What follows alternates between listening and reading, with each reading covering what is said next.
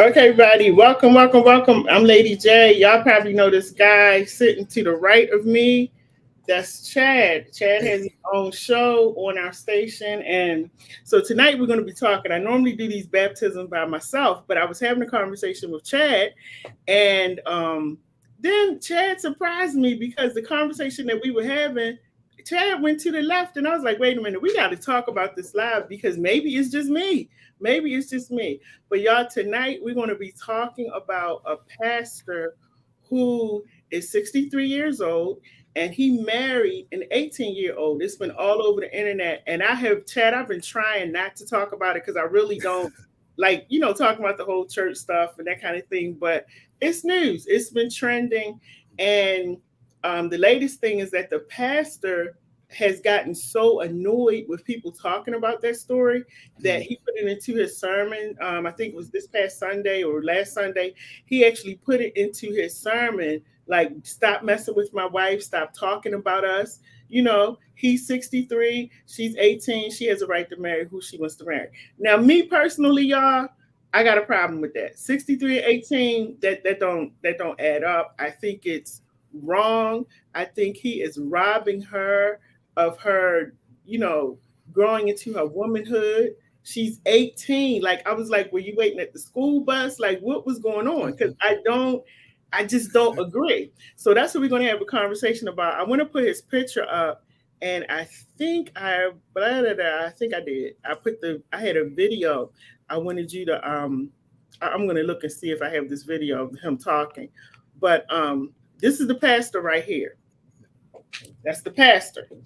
So that's his wife. And then here's another picture. This is the picture that's creepy for me right here, Chad. This was the creepy one. This is creepy for me, okay? She is 18. Like, she, right. That could be his daughter, his granddaughter. Like, you were 63. Like, that is just creepy. And I have a problem with, this is my personal opinion, y'all. I have a problem with the people in his church that's sitting there acting like it's okay. So, Chad, I'm gonna let you go here for a minute and say something about it. Hey, so make sure you share the video. I definitely want to thank Lady J for inviting me on here tonight. I feel like I'm in prime time, so it's a whole new level of nervousness. This is great.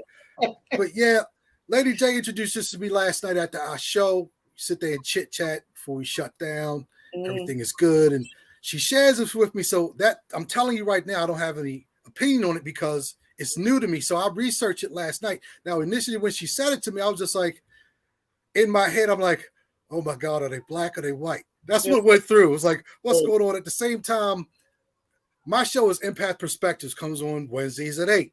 Empath, as I describe it, is a person. I don't sit there. If I want a pedophile to talk to me, I can't come with the face and the attitude and the feeling that I'm condemning you. Similar to like what you might see on certain shows where it's a crime show and they're doing an interrogation and they taught techniques not to make the person not want to talk. Right. We're not into that beat you up and drag it out you stuff anymore. So when you initially tell it to me, my gut reaction was, 63. First, actually, I think you told me he was 69 and 18. Right. I'm like, okay, he ain't gonna be here long, so she gonna inherit a whole bunch of stuff, and this is good. Now, I haven't looked him up at this point. I'm not looking at it as a come up, but that's a big one, because you got a spiritual aspect to this. You have a moral or a legalistic aspect to this, and in my opinion, now this is what I gathered, a backstory from just last night and today. This man he built a school on his grounds, because in the school, he doesn't feel that people in his church population should go to school with people that introduce ideas of homosexuality to the children. So he built his own school. And I watched the video where he was pissed off, and he was coming off saying, look, everybody in here is strapped. Don't think about putting my hands on. When you went too far and said you talking about putting hands on her, I will be in jail. Right? So, gleaming the story, she is already a student in his school. He's supposed to be the dean, but they say that that's a typo, that he's not actually the dean. But of course, he has access and privilege to this school. The first point that I'm going to make, without trying to hog stuff up, is pedophiles self-identify. You don't get to be 63 years old and nobody's figured out your track record by now, especially dealing with a church population. They are going to see this. Right. Somebody's going to, I'm sitting there looking at the different websites, and I sit there and they only mentioned one time something about he might have done something back in the day in Shreveport. But 4 months after ago, this situation happened 4 months ago, more would come out. Then the girl is supposed to be pregnant. Okay? Right. 4 months has passed. I guarantee you, in our population, somebody would have sent that picture back, sitting there saying, see, we told you he was dirty. So the first thing that I came with, Lady J, is I thought of history. That's where my brain's going to go. Historically, it was not odd for a 12-year-old to be married off. Right now, in other countries worldwide, this is normal practice. This is nothing for a 12-year-old to be hitched to a 30-something-year-old. I'm not going to go as far as biblical on that relationship, but, and I also got to share that at times people have traded women for livestock. Gave your kid to the king and all kinds of madness, to me, in my opinion. Right? So it's not about me condoning or condemning the situation. Coming back to what we talk about right now. Okay. I kept seeing the word grooming coming up. Groomed. He was grooming. He was honing this woman into take all of her natural abilities to make her own decisions away, because she's so young and she doesn't know the game. 13 years old, I had done everything. 13 years old, I'm at the bar cashing my check from my job. 13. By the time I'm 15, 16, look, 13, I'd already had sex. I'm working. I'm doing everything big people are doing. I'm still you came from, you being a male, I don't know how your environment or your upbringing was, but according to what I've read and what I've listened to on YouTube and all of that, she came from a Christian family. Yeah. Was very, I'm going to say, sheltered. Father's a member of that church. A member of the church, and the parents were okay with. Yeah. The father walked her down the aisle. The mother is supposed to be no. Yeah, I'm sorry, I ain't cutting you. She wasn't too excited about it, but overall, they gave permission for their daughter to marry this man. He's been married and divorced before. Twice.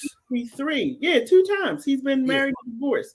He's 63, and I know in some religions that that's okay. It's accepting. People accept the fact that if you're a teenager and somebody is older, and it's usually a man, that is okay. There are people who pick your partners for you.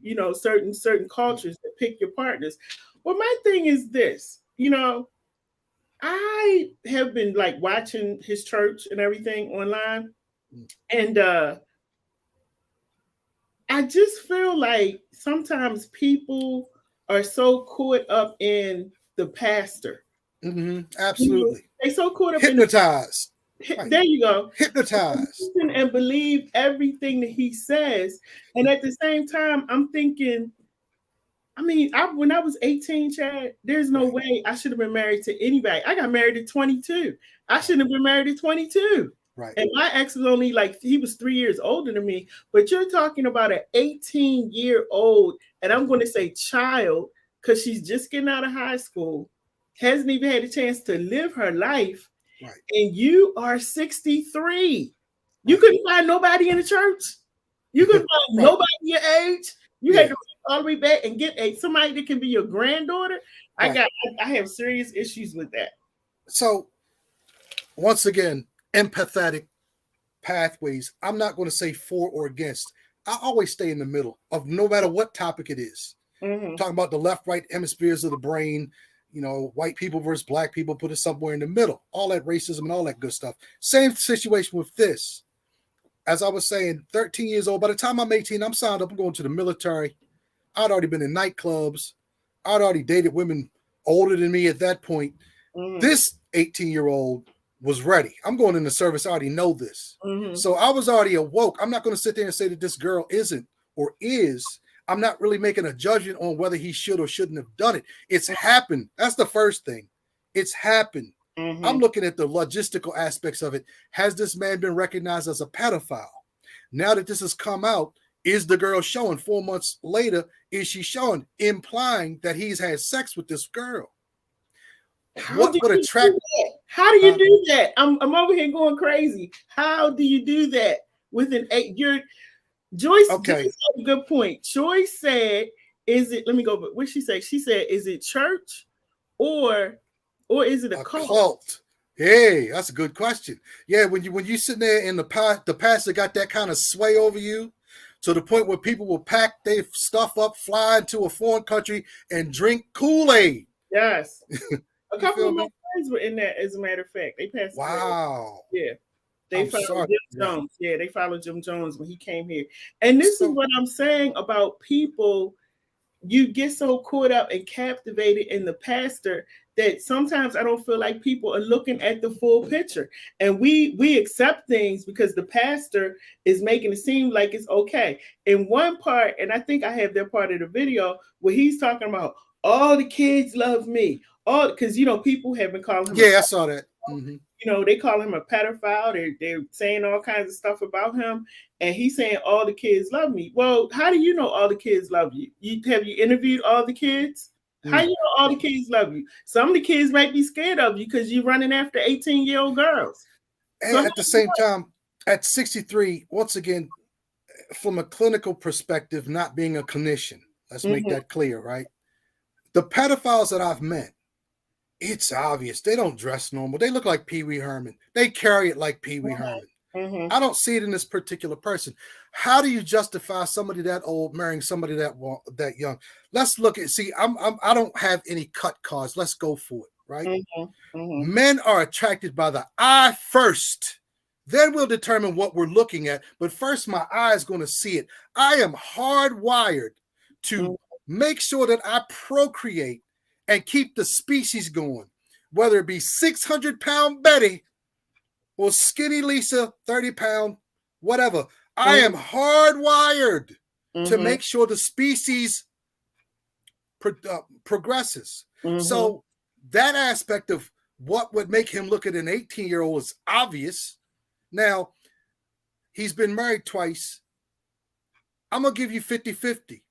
It can't, both divorces, I can't put on you because that's the society we live in also. It's always the man's fault. It's always his problem. He could have went through what we was talking about before the show. I picked the wrong one the first time, and the second one is obvious verification of that. So, meaning my wife, my baby.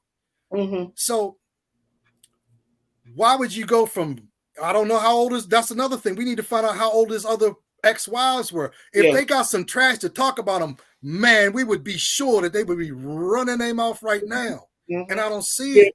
Sometimes like these pastors, they're also able to get a not a restraining order, disclosure or indemnity, so that you can't say certain stuff. Can't say anything. Ew. And to me, when I see gag order, he he looks like a very powerful man, and he looks like, you know, he gets what he wants. Now this says 63-year-old Bishop of Christ Apostolic Temple, Dwight Reed, married his former student, alleged counseling client, and she was also his church member. She was 18 when she got married. Her name is Jordan Goodlatte. And now people are trying to get they're trying to get him investigated. Yeah, there's a petition that's they're trying to get him knocked off. Yeah, I'm sorry. There's a petition that's going on now, and y'all probably can't see it. I just pulled it up on my phone. But there's a petition that's going on now, and they need 10. Is that my phone? Oh, sorry, y'all. They need 10,000 signatures. They got like 6,200 now. Yeah, because they want him investigated, and they want to know, has this been done to other students? But this is my thing, Chad. This is what I'm going back to again. Mm-hmm. Her parents are at the church. Yeah. So I understand about the 10,000 signatures to investigate him, but if her parents consented. And once again, he made the point to state that she was while he was doing his monologue, he made a point to say that she didn't need anybody to sign for her, right? Which means she did this of her own free will. Mm-hmm. I cannot help but stress the fact that my 18-year-old self was not as dumb as some people are sitting here pretending that this girl is. I'm not sitting there patting myself on the back. I knew what time it was at 18. Okay.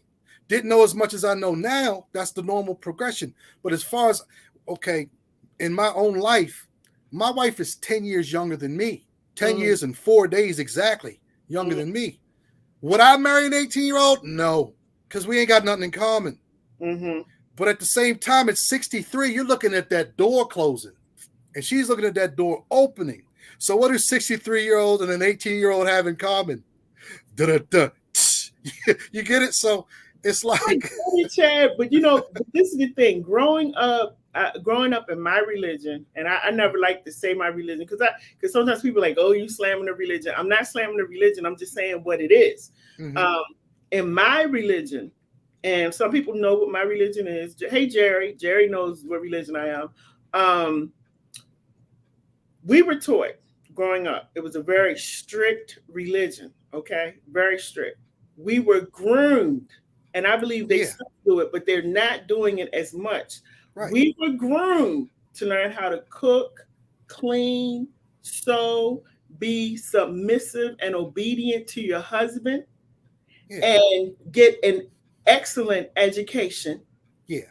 And then get married, because getting married will keep you from sinning and getting caught up in sex. So what did I do? I learned how to do all of those things. I went to college, and at 22, I got married. I followed that whole cookie cutter plan. Huge mistake. Did it work though? Did it keep you from doing some extra sinning? Huge mistake. Because the thing that they forget to tell you while they're grooming you and all of this, they forget to teach you how to love yourself. They forget to teach you that you have a voice, and your voice matters. Your voice is totally stripped away. Yeah. Okay, I get it. Taken away, because you're taught to do all these things, and especially be obedient to Christ and obedient to your husband, which means keep your mouth shut, and he has the final say. This was my religion. This is what I grew up in. And so that's what I tried to do. I'm sorry. Go ahead. So I respect that. As a matter of fact, I don't know the Bible verse that actually encompasses that, but there's a verse that tells what a wife should be. And it runs right down that list. You should be obedient to your husband, et cetera, et cetera. You should be productive, meaning go to college, have an education, so that you can actually not only be a shoulder piece, but productive, educated and smart. So this is a biblical actually a written word of how we're supposed to carry it. So I can't refute it. Now, the fact that I don't know if the mate that you had was living by those same principles either. So for me, I have to separate the two. I'm still doing what God told me to do. And even if it didn't work out how the man that was supposed to be that man, for instance, talking about myself, my wife grew up in the church, right? My wife, I would compare her to like a geisha, where like she is raised to this and this, that, and the third. I have enough sense not to mess that up. Okay. I have enough sense not to ruin that. As we were saying, when you keep shushing a butterfly, eventually they're going to blow or move away. Now, my first wife was a dirtbag compared to what I have now. Not, God forgive me to say it, but it is what it is. I don't have any contact with this person or any stuff like that. But in comparison, I'm seeing what a real relationship is versus I'm dealing with that woman who was taught those principles. I would like to talk about her cooking as a joke, but I'm not going to. But on the real, it's not that she has the last. I get what you're saying. I have the last say, but I got to listen to every word. I got to feel whatever you feel, and also, I'll just be the guy to sign the check. That's what I'm taught to do in the Christian aspect. Just in a person as far as running a household is the moral aspect of it. You don't run over a person who's giving you carte blanche. That person gets whatever they want whenever they ask, because this person don't ask for nothing. Right. So all you do is deliver. You get out and open the car door. You feel me? But men don't play by them rules today, so it's making the system look corrupt. And see, religion, and this is why some people don't understand why I'm so vocal, but I'm vocal because I feel like my religion has done some damage to me. It definitely has. And here's the thing. A lot of times we say, and we teach our kids, the Bible says this, the Bible says that. And I'm pretty sure they've molded this girl and this 18-year-old and groomed her to think in her mind that she's ready at 18 to be married. I didn't even look at it like that deep. Grooming them and grooming them and grooming them. Mentally, she's not. What do you have in common with a 63? I'm 59. I don't want nobody 65. It's just certain things that don't make sense to me. But people will say, people will say, "Oh, but the Bible says this." Now, here's my thing, and this is why I do community church, and I try to help people to understand. Oh, is it a cult? Okay, Joey B, is it a cult? Okay, I'm listening. Because the Bible is very clear. But then you have these denominations who come and they add on their own interpretation of what the Bible says and what you're supposed to follow. Now, when I have challenged some of the people in my religion on some of the things that I have been taught growing up, show me in the Bible. They have not been able to show me. Show you what? Show me in the Bible. Some of the things. Okay, one of the things.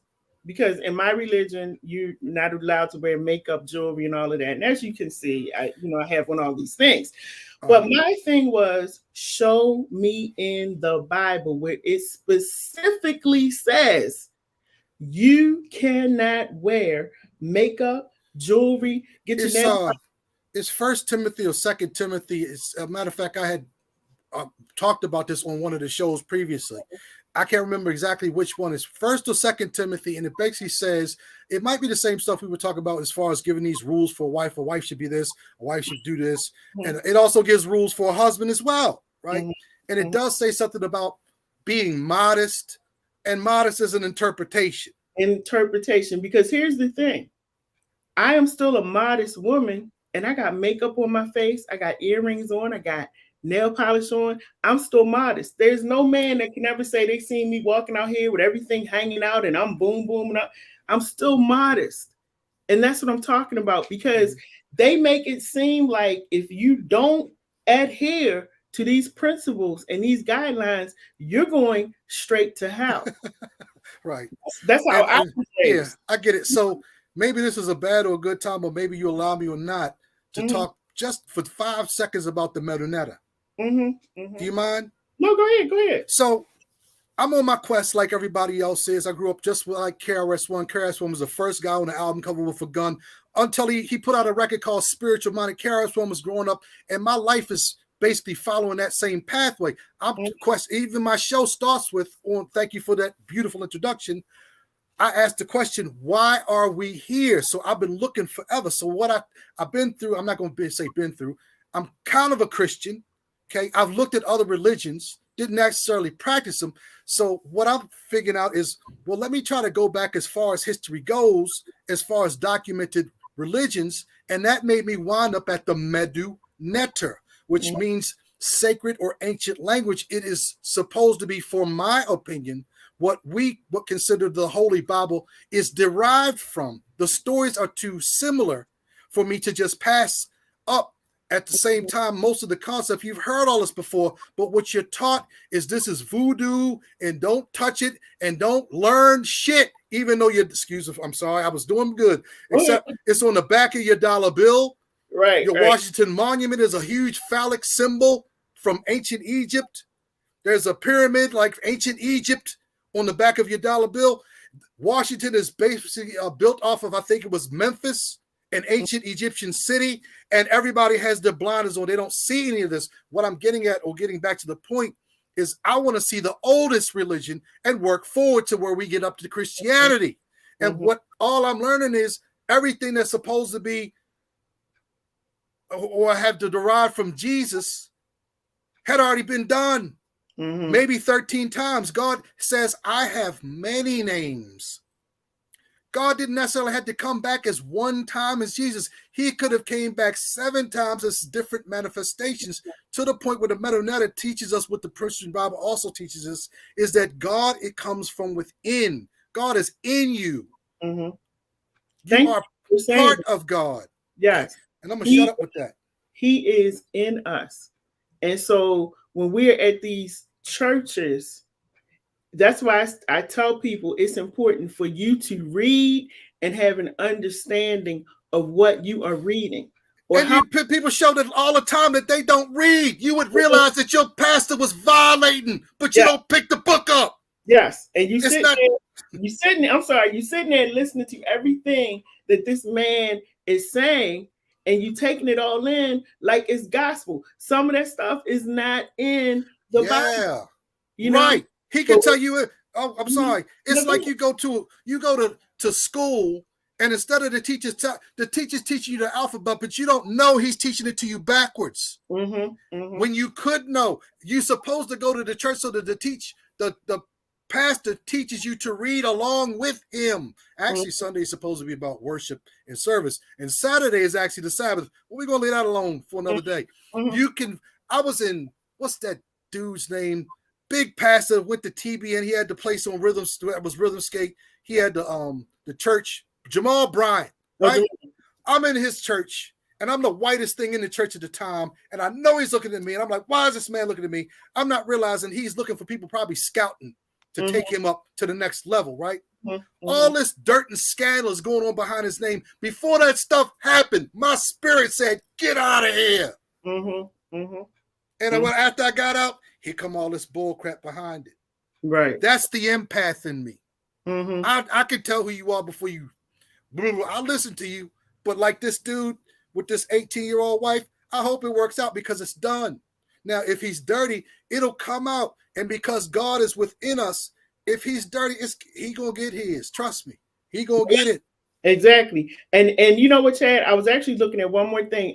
I got one more thing that I'm going to put out too. But I want y'all to listen to this video, and then I'm going to show you another video of a pastor who was molesting one of the children in his church. Okay, molesting one of the children in his church. This I'm calling her girl. I'm sorry. She's now a woman. Her and her husband came to a service, confronted the pastor in the middle of the service, and somebody was videotaping. That's how you do it. That's biblical. Yeah, I'm gonna show y'all that. That's biblical. That's when you want to resolve stuff. That's how you resolve it. Right in front of the congregation. Put his ass on blast. Yes. And if he checks out and you gotta say you sorry, just say you sorry. But if he don't, you let God deal with him right there. And we're going to talk about him in a minute. They scared of the pastor. Yes, and we're going to talk about him, but let me let y'all just see a little clip of the pastor that's 63 that's married to the 18-year-old. I'm still like, that makes me sick. That's creepy, but how you think all these kids love me? I am a protector of children.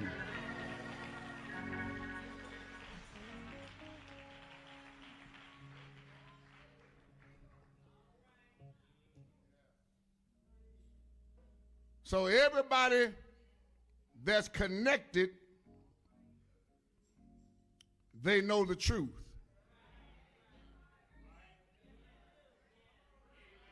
You think we have all these folks sitting up in this church?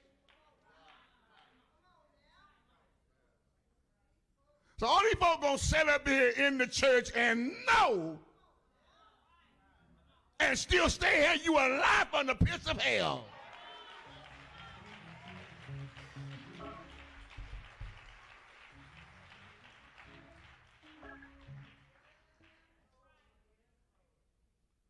So today,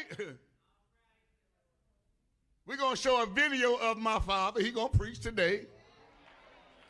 And then we're going next door, and we're going to have a celebration for my father. Now, that was him. It was actually his dad's birthday celebration, all of that. But that was the sermon where he was actually like blasting the media. Now, here's my thing. When you decide that you want to marry somebody that's 18 years old, you got to accept responsibility for that. And you should already know, sir, that because you're 63 and she's 18, that people going to be coming for you. That's just the way it is. So ain't no need to get mad, upset, angry, none of that. Take your losses, take your wife, and go ahead on home. You don't need to comment. You don't need to say anything. That was one of the videos. I had one more. Let me see.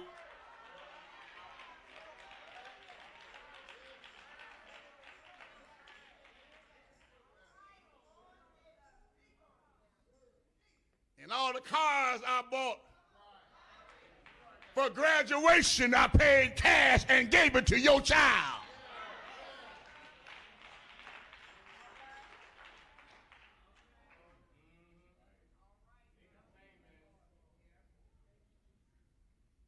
The devil is a mess.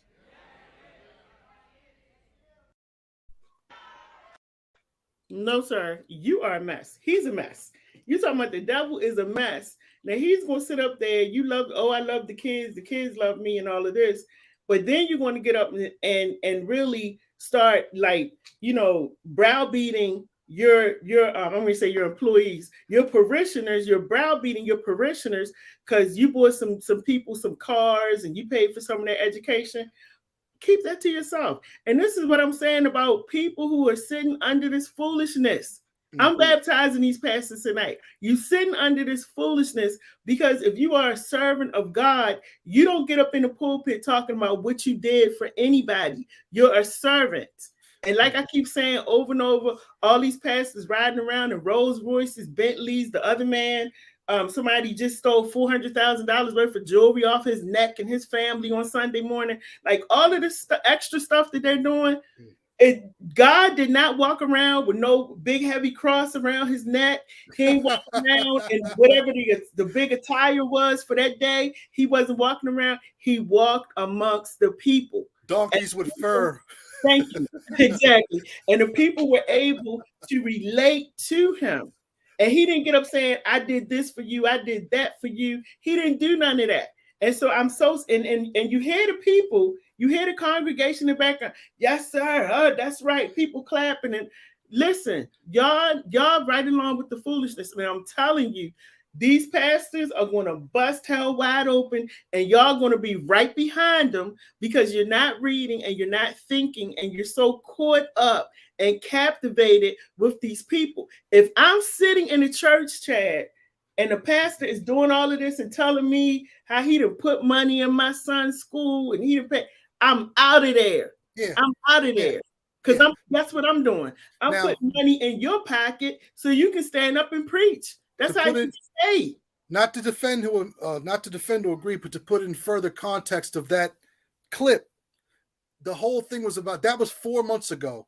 And what he was talking about was he had to, from what I'm gathering, he's saying, I wasn't going to, I'm paraphrasing. When you started threatening my wife, now I got to step up. Now, all you niggas that I sat there that's talking about me, that I done bought shit for. Now, at the same time, I'm not sitting there saying what he said was right. But the reason that he got up and said something is because people was threatening bodily harm. And I don't know. Up until then, this could be what he talks about every week. I've been to them kind of churches too. They sitting there talking about what's going on in their house. I'm like, okay, time to go, because I don't think, it's almost like pastors can call each other from different parts of the country and say, did you talk about this? He's like, yep, I talked about that too. That was God's message. They would almost agree. Not being funny, but I've seen a lot, right? And when God gives you that spirit to what to preach on versus you preaching on what you feel like is going to get them pockets wet. The pockets empty. And it's foolishness. And I don't care what anybody say, it's foolishness.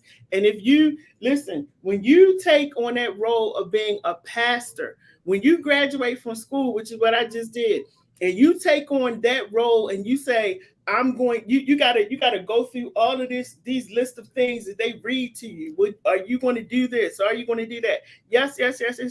Basically, what it comes down to is you are a servant to the people in your congregation. You are a servant. You have made a pledge to God, an agreement to God that you're going to do what you can to minister to the people that are put in front of you. Now, I don't need you to tell me that I put, y'all want to talk about me and after I pay for it. No, that's not what God said. That's totally against what he's saying. If anybody could say, y'all want to talk and look what I did, is Jesus Christ. Look what he did. Look what he did for us. But he never threw that back at us. And people in church, I don't know what it is. If they spray something in the room when you walk in the door and you inhale it and you just totally miss out on what's going on, you just oblivious and you just still clapping. Because I'm getting ready to show y'all this video that really, really made me mad. It pissed me off. This is the one I got. Yeah. Now this video that I'm getting ready to show y'all, what he said. Somebody said, beware of false prophets. They come in sheep's clothing. That's James Smith. He said, like my old church, the pastor stealing the money. Yeah. And all of this stuff goes on all the time. And if you don't decide within yourself that this ain't working for me, I'm gonna walk away, you're gonna get caught up in all of the madness. I don't care who the church is, I don't care who the pastor is. I have walked away from a lot of churches. I'm not gonna be a part of foolishness. Let's take it a step further. When a pastor does something like that in front of his congregation that have his trust, what that pastor is ultimately saying is God is not real. He's saying that God doesn't exist and this is all a scam, and I'm teaching you how to scam people across the world if you was to open up a church. And some people are taking that message. It's not that this is the problem that I have, and I'm gonna shut up. The biggest problem I have is that pastor's pride is so great. And if you read the Bible, you'll understand that the devil fell because of the devil's pride. The devil wanted God's glory, which was owed to God. The devil didn't realize he was an employee, but he had the best position in the world. He blew it because of pride. And pastors are failing because their pride won't let them sit there and say, I got her pregnant, I did it, and step down. And it's written in there. Sit down. Not just step down, sit down. And don't come back until you get yourself together. All of this, I can't do it no more. I can't be silent. I've been trying not to baptize these pastors, Chad. They out here doing the Truth most. Got to be known. They doing the most. To be known. If there's a pastor out there that's got videotapes with a man's penis in his mouth, the people need to know this. And I did a show with that. You can call me whatever you want to. The fact is, the pastor's lying to you, and you're giving him money. This nigga's running around in 8 different cars, and you broke. Right. And listen, I actually did a show on that probably last month sometimes. A parishioner, and this man was a pastor in Florida. I looked him up to make sure, because sometimes people just send you crazy stuff. Yeah. But I did look him up. Yeah. He had a church. The man could sing his face off, play the organ, preach. Good, good looking brother. And the parishioner said that she had heard that he was sleeping around and he's married. So this is what she did. And I'm not saying that she was right, okay? But she just did her own little investigation, had one of her homegirls, one of her homeboys and her homegirl set him up. Now, this is what I tell men all the time, men who out here cheating. Cameras, cell phones, they're in ink pens, they're all over the place. Watch what you're doing. Don't get so caught up in the sex that you ain't paying attention. So this man is on his knees and the other man is sitting on a chair. And I don't need to go into details. Y'all just go ahead and put all of that together. Right. Because I don't know if kids in the room. But it was videotaped and they sent me the video. Yeah. And I wasn't expecting that. So it kind of shocked me. I'm like, oh, whoa. And I turned it off. And, then she had also sent me another one with this girl, her homegirl. She likes to sleep around, and he's black, by the way. This young lady was Caucasian. And he's in the bed with her. Right. Then she sends me another video, sent me 3 videos. He's in the bed with a man, face down, with a man behind him. Right. And I'm saying to myself, what in the ham sandwich is going on? Is this person still preaching? No, you know what happened, Chad? I told her, I said to the lady, I said, listen, I do interviews and stuff like that. I said, but I don't do Wendy Williams stuff. I just don't. He must have saw this video. I saw one of your videos. What she did was she started adding her Facebook friends that go to the church. She added them into the group chat with me. With the videos, right? Right. And it was crazy because the majority of the members were yelling at her for setting him up. They condemning her. Don't want to stay asleep. Oh my God, that's terrible. I would rather stay stupid. Why did you do that to that good man? That's not a good man. And they were really going in on her to the point where I pulled away.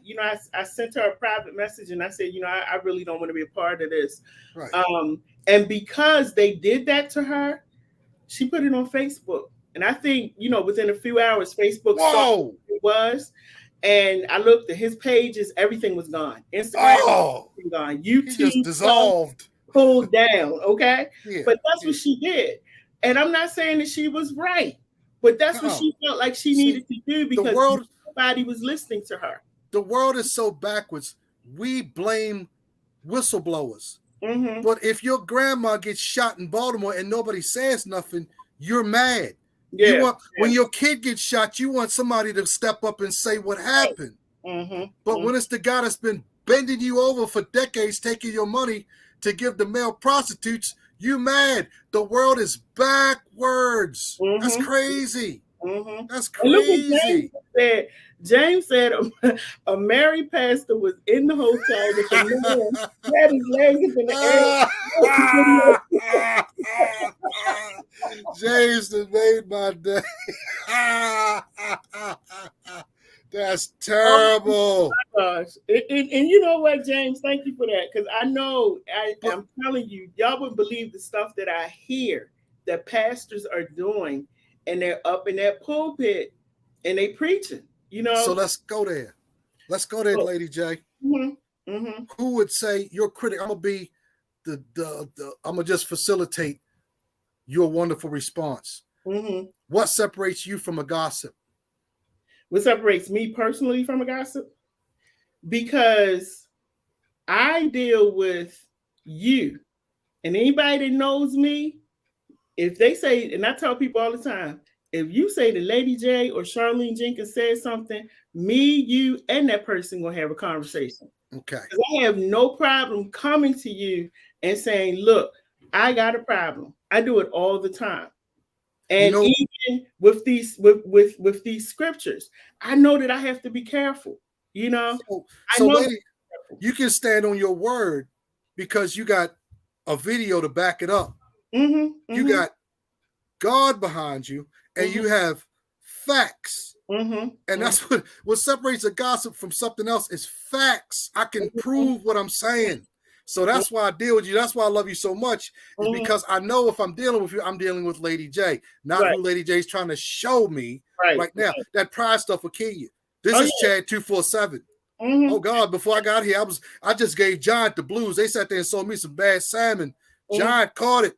So this is me all the time. And that's what I'm saying. Like, I always tell people, don't let the Lady J, the scriptures and all this stuff fool you. I'm coming to you straight, no chaser. Because I'm going to let you know how I feel and what I mean. And I don't need a third party. I don't need no videos. I don't need all it. I'm going to tell you exactly how I feel. And, we're going to have a conversation and you can walk away and handle it however you want to handle it. And the thing that I've been sitting on for a while, Chad, is just having these discussions about church, about ministry. But I'm so sick and tired of, we've gone through a whole pandemic and people have stopped going to church because during that pandemic, people were able to sit at home and think about, you know what? I don't think that what they was doing at the church was right, or what they were saying at the church was right. So a lot of people have stopped going to church. They don't want to do church. They don't want to deal with pastors. They tired of Bible stories. They tired of people faking the funk. They're tired of these pastors. They want people to minister. And so when you're standing in front of me, like this one guy mentioned, I don't know if you read about him. He was just robbed of like $400,000 worth of jewelry.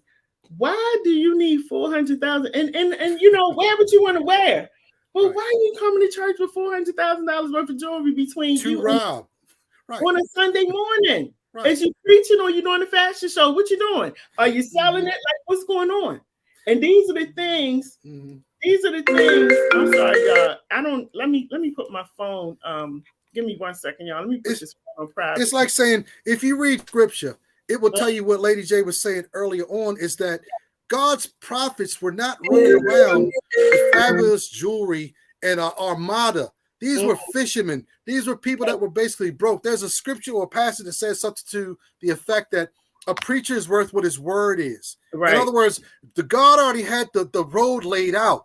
When you go to this town, these people are going to meet you. Don't worry about it. I already put people in your path to get you where you're supposed to do. At the same time, God, oh my gosh, praise you, Lord. God limits what certain people get because they know Chad will run out and buy the most expensive Porsche he can and wrap it around a telephone pole as quickly as I possibly can do it. So God will limit me because he knows if he gives me certain things, I will self-destruct. But because, like Lady J is not saying, you're not reading, you don't realize there are scriptures you can read that tells you that your pastor is supposed to be humble. He's supposed to be the type of man that doesn't. Your pastor should be driving a Yugo. My Uncle Pete, they got a church friendship, family friendship chapel. I can't get the name of it, but Uncle Pete, their church it's authentic. It's authentic. These are people that when you see them behind the scenes, they are regular, down to earth, don't need a stretch limo type of people. Who are you driving that you need a Hummer, a stretched Hummer? And or an airplane. The bigger problem is like Catholicism. If people in that particular religion were reading, they would recognize certain traits about your own pastor. It seems like the church now is anything goes, whenever goes. Long as I'm saying what you can say, not to mention, I got to throw this in there real quick. In the something about the legal aspect of tax-free or tax-exempt businesses, there are certain things that they are avoided. They cannot say. They can't talk about certain things in the social stratum because they'll pull their tax exempt status. Now they got to take taxes like a business. Y'all don't know that. That might be why your pastor is pro-gay. I ain't got nothing against gay people, but don't sit here and try to tell me what you're doing is cool. There was stuff I was doing in my own life that I had to change to get right with God. And so that might be that's your challenge. Right. Okay. Exactly. It may not be that your child died in a fire. Your challenge might be to control your lust. Or if we go into the Medu Neter, the ancient religion would say, Meta is not a religion, but the ancient religions would say back in the day that you have to, just like the church says now, that you fast to have dominance over your body. Mm-hmm. So maybe that lustful position that you're in, that's your challenge, that's your weakness. Mm-hmm. And if you don't think, some would say, well, the devil comes extra for pastors, and he might, which means the pastor needs to be prayed up that much more. But when you see these signs, it's time to go. Or you telling this dude, you're being preached to by the devil. Yes, and that's what they don't understand. And keep sitting up there with blindfolds on and not paying attention to what's going on. Because this is my thing too, Chad. If I'm catching a bus to church, or if my church is in the hood, mm-hmm. and you driving up in a Rolls Royce and a Bentley, and you got to be escorted into the door, somebody carrying your Bible and all these different kind of things, and I done caught the bus there in the heat, I got a problem with that. Yeah. I got a problem with that. Yeah. You know, you maybe you could have picked up some of your parishioners along the way. Could have got a church bus. Yes. We have gotten to the point, and I can say this because I am a pastor's daughter. I'm a PK. And I know how, and I want parishioners to stop putting the pastor's family on a pedestal. Stop. I hated it. I don't like it. That's probably why I am the way I am today. Don't put me on no pedestal. Don't do it. Don't try to put me in the light and tell me I need to be here. Don't do it. I grew up like that. And I hated it because we are no different than any other family. Yes, my father was a pastor. He had churches. We were here. We were there. We were all over the place. But he's still a man like everybody else. His prayers don't get to heaven any quicker than yours did. People don't realize that, though. You know, they call pastor for everything. Gynecological problems. They got dentistry problems, all these different things you calling the pastor for when you can get on your knees and pray just like your pastor does. It ain't going to get there no quicker. That's why I said with the community church, I teach people to think. Don't wait and call me and say, oh, Chaplain Lady J, I called you for something. Get on your knees and pray. Right. You don't need a prayer cloth. You don't need prayer water. No, you don't need. If you just send $5.99, friends, you'll get this prayer cloth because you don't know God is in this room hearing everything we're saying and everything I've ever thought before I could say it right now. That's why I look at people that lie. That's why I look at pastors that's sitting up there lying to the congregation and themselves like, you really don't understand. There is an omnipotent king listening to everything you are saying and doing right now. I can't hide anything from you because at the end of the lunch line, when this is all over, when I go to sleep for good and I change, it's coming out to wash anyway. The less doo-doo I can get on me, the easier it'll be to clean. And people don't want to. And the pastor, look, the Bible done told you, the love of money is the root of all evil. Not money, love of money.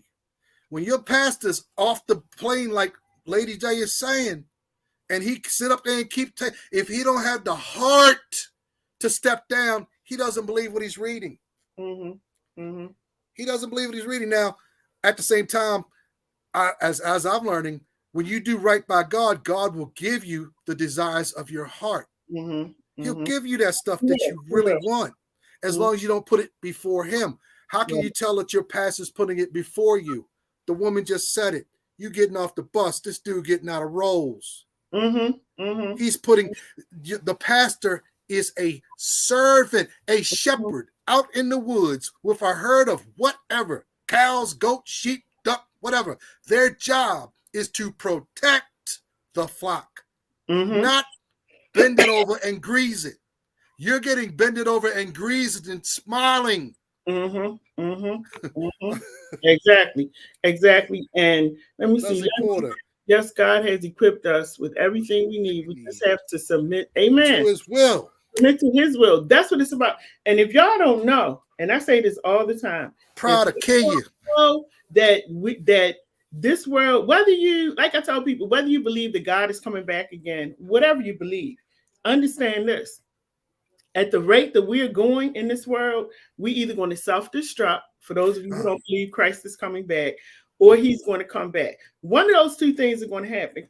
because there's so much craziness going on that we're not going to be able to sustain this very long for much longer. And so there's no time, if you are a Christian, there's no time for you to be sitting up here playing with the pastor, following the pastor. If you have anything in your mind where it's making you feel like something's not quite right, act on it, move, get out the way, go somewhere else, and study the scriptures. The Bible says for you to study the word. Okay, right. So you study the word. You study. Now I want to get to this other video because this is the other one right here. We ain't got time left to be playing like that. This thing can go down now. Yeah, and that's what I'm saying. I don't, that's why I'm getting to the point where I'm starting to speak up, Chad, because I just don't have time to play with this anymore. No. And so pastors, I'm baptizing y'all tonight. If you don't need to be baptized, then fine, but some of y'all do. Now, this pastor right here, Caucasian pastor, let me just set it up. I'm gonna show y'all this video, but what happened was he had been molesting this young lady at his church for years, okay? This woman, she's now a woman and she is traumatized. She told her husband what the pastor did. Her and her husband showed up at the church and confronted the pastor. The pastor's son came up on the stage, and that I want y'all to see because she shut. That's how you do it. Yep, she shut it down. It happened for 9 years. For 27 years, I lived in a prison. It was not 20 years. I lived in a prison of lies and shame, lying to protect the Lowe family. For years, I thought I was a horrible person having suicidal thoughts, not realizing what had been truly done to me. I was just 16 when you took my virginity on your office floor. Do you remember that? I know you do, and I have plenty of other stories that I could bring to your remembrance. You did things to my teenage body that had never and should have never been done. If you can't admit the truth, you have to answer to God. You are not the victim here. I tried to tell someone, but all that was done was cover up.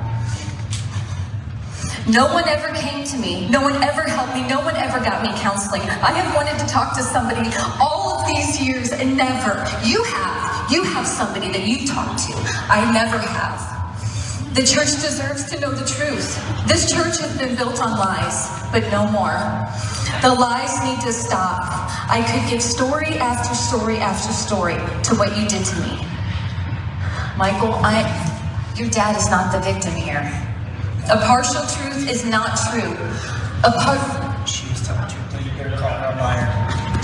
If I would have gotten counseling, your dad would be in prison.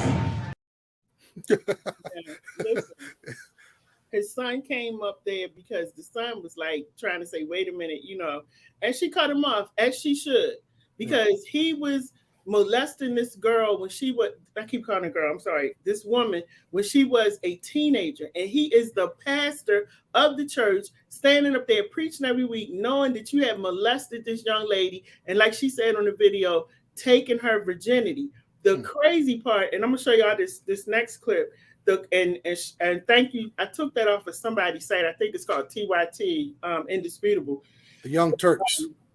The thing is, he is sitting up there saying this was his response in writing. What he said is that he admits that he was in an affair with this young lady, and he committed adultery. No, you were a pedophile. Right. You didn't commit no adultery. You were a pedophile, and you were messing with somebody that was 14, 15, 16 years old. 16. And you are 16, and you're a grown man. It was not adultery. It was not consensual. So when you say, when his little letter that he wrote to, matter of fact, I got it on my phone. I got to pull it up on my phone. But I copied what he said, because I'm like, he's still not accepting the fact that he molested this girl and that you should be locked up. You should be locked up even now for what you did to her, because that stuff doesn't go away. And you can hear in her voice that she's still in pain for what he did to her. I mean, I got to applaud whoever told her to go up in the church and do that, because that's therapy. That's mega therapy right there. You're confronted. That's the hardest thing to do, is confronting your fear. One of the hardest things for men to do is to confront themselves and look at why they do what they do, and then change that behavior if that behavior needs to be real. One of the hardest things a man is going to do, especially this will block your pathway to God, is lying to yourself and not resolving some of these issues that's underlying. Yeah. And this is what he said, Chad. He said, I committed adultery. He wrote an open letter to his church. He said, I committed adultery. Adultery? It was nearly 20 years ago. It continued far too long. It involved one person. And there's been no other, nor any other situation of unbecoming conduct for the last 20 years. He said, I will not use the Bible to defend, protect, and deflect my past sin. I have no offense. He says again, I committed the adultery. To say it plainly, I didn't make a mistake. I didn't have an issue. I didn't have an affair. I didn't make a misjudgment. I sinned. I need to say that, and you deserve to hear it. That's what he wrote to his church. He says the only problem is that he said, I left out a glaring detail. He said, after I actually alluded to he said something. I keep alluding to the story of confessing to committing adultery, and I'm calling it sexual misconduct. And this is what he wrote to his members. Never admitting that he took this girl's virginity, he raped her. I'm going to say raped, molested. You did all these things to this young lady, and you say you committed adultery? And you're a pastor, so evidently you don't know what adultery is. And this is what I'm talking about, people. The devil twists words. It's a forked tongue. It's a forked tongue. You sitting in church listening to this mess, and it was one clip. I couldn't get all of it. I'm going to show y'all the other one. But it was one clip as he was leaving out the door. The parishioners were yelling at the woman and her husband for coming and saying what they said to the pastor and telling the pastor, Pastor, we love you. This is the foolishness that I'm talking about. Now you see the devil sitting in the church. Yes. The devils in the church identified. They stood up and identified. All the devils stood up and identified. Unbelievable. I can believe it. And my thought is, what if this was your child or your grandchild? Are you still going to stand up and say, oh, Pastor, we love you. Oh, Pastor. And you saying, let me play this other video so I can just shut up. Let me just play this. It happened for 9 years. When she was 15, 16, the sexual grooming started. And it lasted until she met me and we started dating. This is the truth. And that's all we're going to say. Except, that's it. We have numbers. You can talk to my brother. That's fine. This necklace was Bobby's. It was given to her by Joe II and possibly other people in the office. They might have received necklaces too as like a ministry gift. I'm not trying to stretch the truth here, but it was in her house and I'm giving it back. This was Bobby's covenant of purity ring, which she wore while this man had sex with her, and she felt ashamed all these years wearing the covenant of purity ring. She felt a lot of shame and guilt. They can't just bamboozle people and just say, well, I just committed adultery. It was far beyond adultery. So here's the covenant purity ring back. I don't want it in my home. We're done. And that was the husband talking. And the husband was throwing down because the pastor had given her a purity ring. The pastor had given her a necklace. The pastor had given her a bracelet. And this is what pedophiles do to try to keep the children quiet. And so y'all see him up there with his hands in his pocket. He was the one with the blue jacket on, standing there looking stupid for what he did, and you're supposed to be a whole pastor. What he should have done, instead of standing up there with his hands in his pocket, he should have just walked out. But you're going to stand up there and then still go with the lie that, it was just adultery. I committed adultery. And your wife, she's just as stupid as the rest of them. I'm tired of these wives standing up beside these husbands, and I understand that you traumatized. But then some of y'all wives is caught up in the glamour and the glitz of what you have, where you live, what you got, being first lady and all this kind of stuff. That's why I'm telling you, Chad, the whole first lady mess, pastor's Yeah. daughter, it irritates me to no end, because there are people that are in these positions and it just goes to their head. Right. You have a spirit, you have a humble spirit. If you didn't have a humble spirit, you would take all of that and you would do what the devil did and self-destruct. He wanted God's glory. Yeah. That's glory. Miss Butler, defensive stance. Exactly. You want it, so because your spirit is humble and you don't let this inflate your ego, in other words, you're good with yourself. A lot of these pastors and such, they're not good with themselves. Maybe I'm taking it for granted because I love your show. I've watched something I thought I would never be interested in. It's good because I see that people are getting exposed. Same thing we need in the city.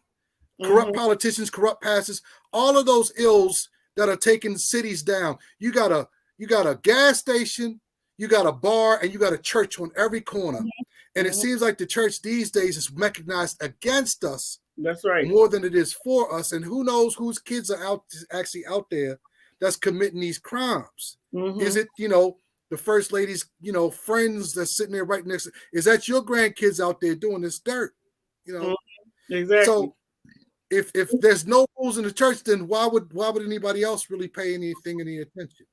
And if you're at a church and say, I'm gonna just go ahead on and say it, because if I'm at a church and my pastor's making, and I'm not saying pastors are supposed to be perfect, so please y'all don't think I'm saying that. But if you're constantly making mistakes and you're doing stuff like this, and I'm supposed to sit up there and forgive you because now you're saying, no, I didn't do anything wrong. Yeah, I did commit adultery. This her husband said it happened when she was 15. Yeah, I so caught that.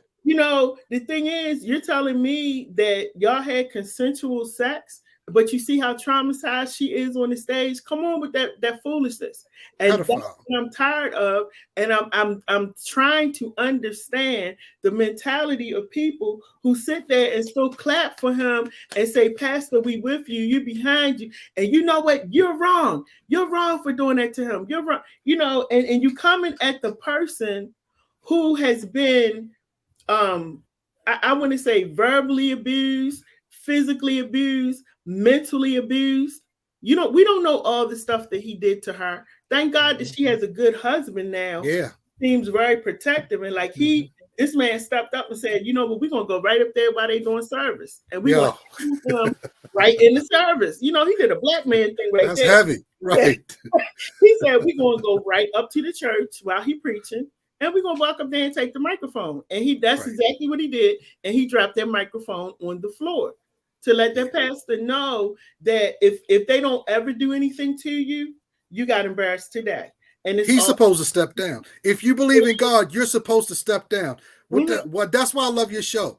A pastor doing homosexual acts, you're supposed to step down, fix whatever problem it is, and maybe get back in the pulpit. But you love that money. You love that power. You love that control, which means that the sheep don't know that the shepherd is walking their ass over a cliff. And some of the sheep know, and they're going to keep walking because they're sheep. That's right. Miss Porter, Leslie Porter, they have pastor, religion, and a relationship with God. And let's see, this is mental illness. There we go. Mental illness. What's up, Javier? Good. And then Jamal was saying he said an ATL is 2 mega churches with First Men. It's a gay church, 2 married men. The pastor's married to a man. And yes, they are black.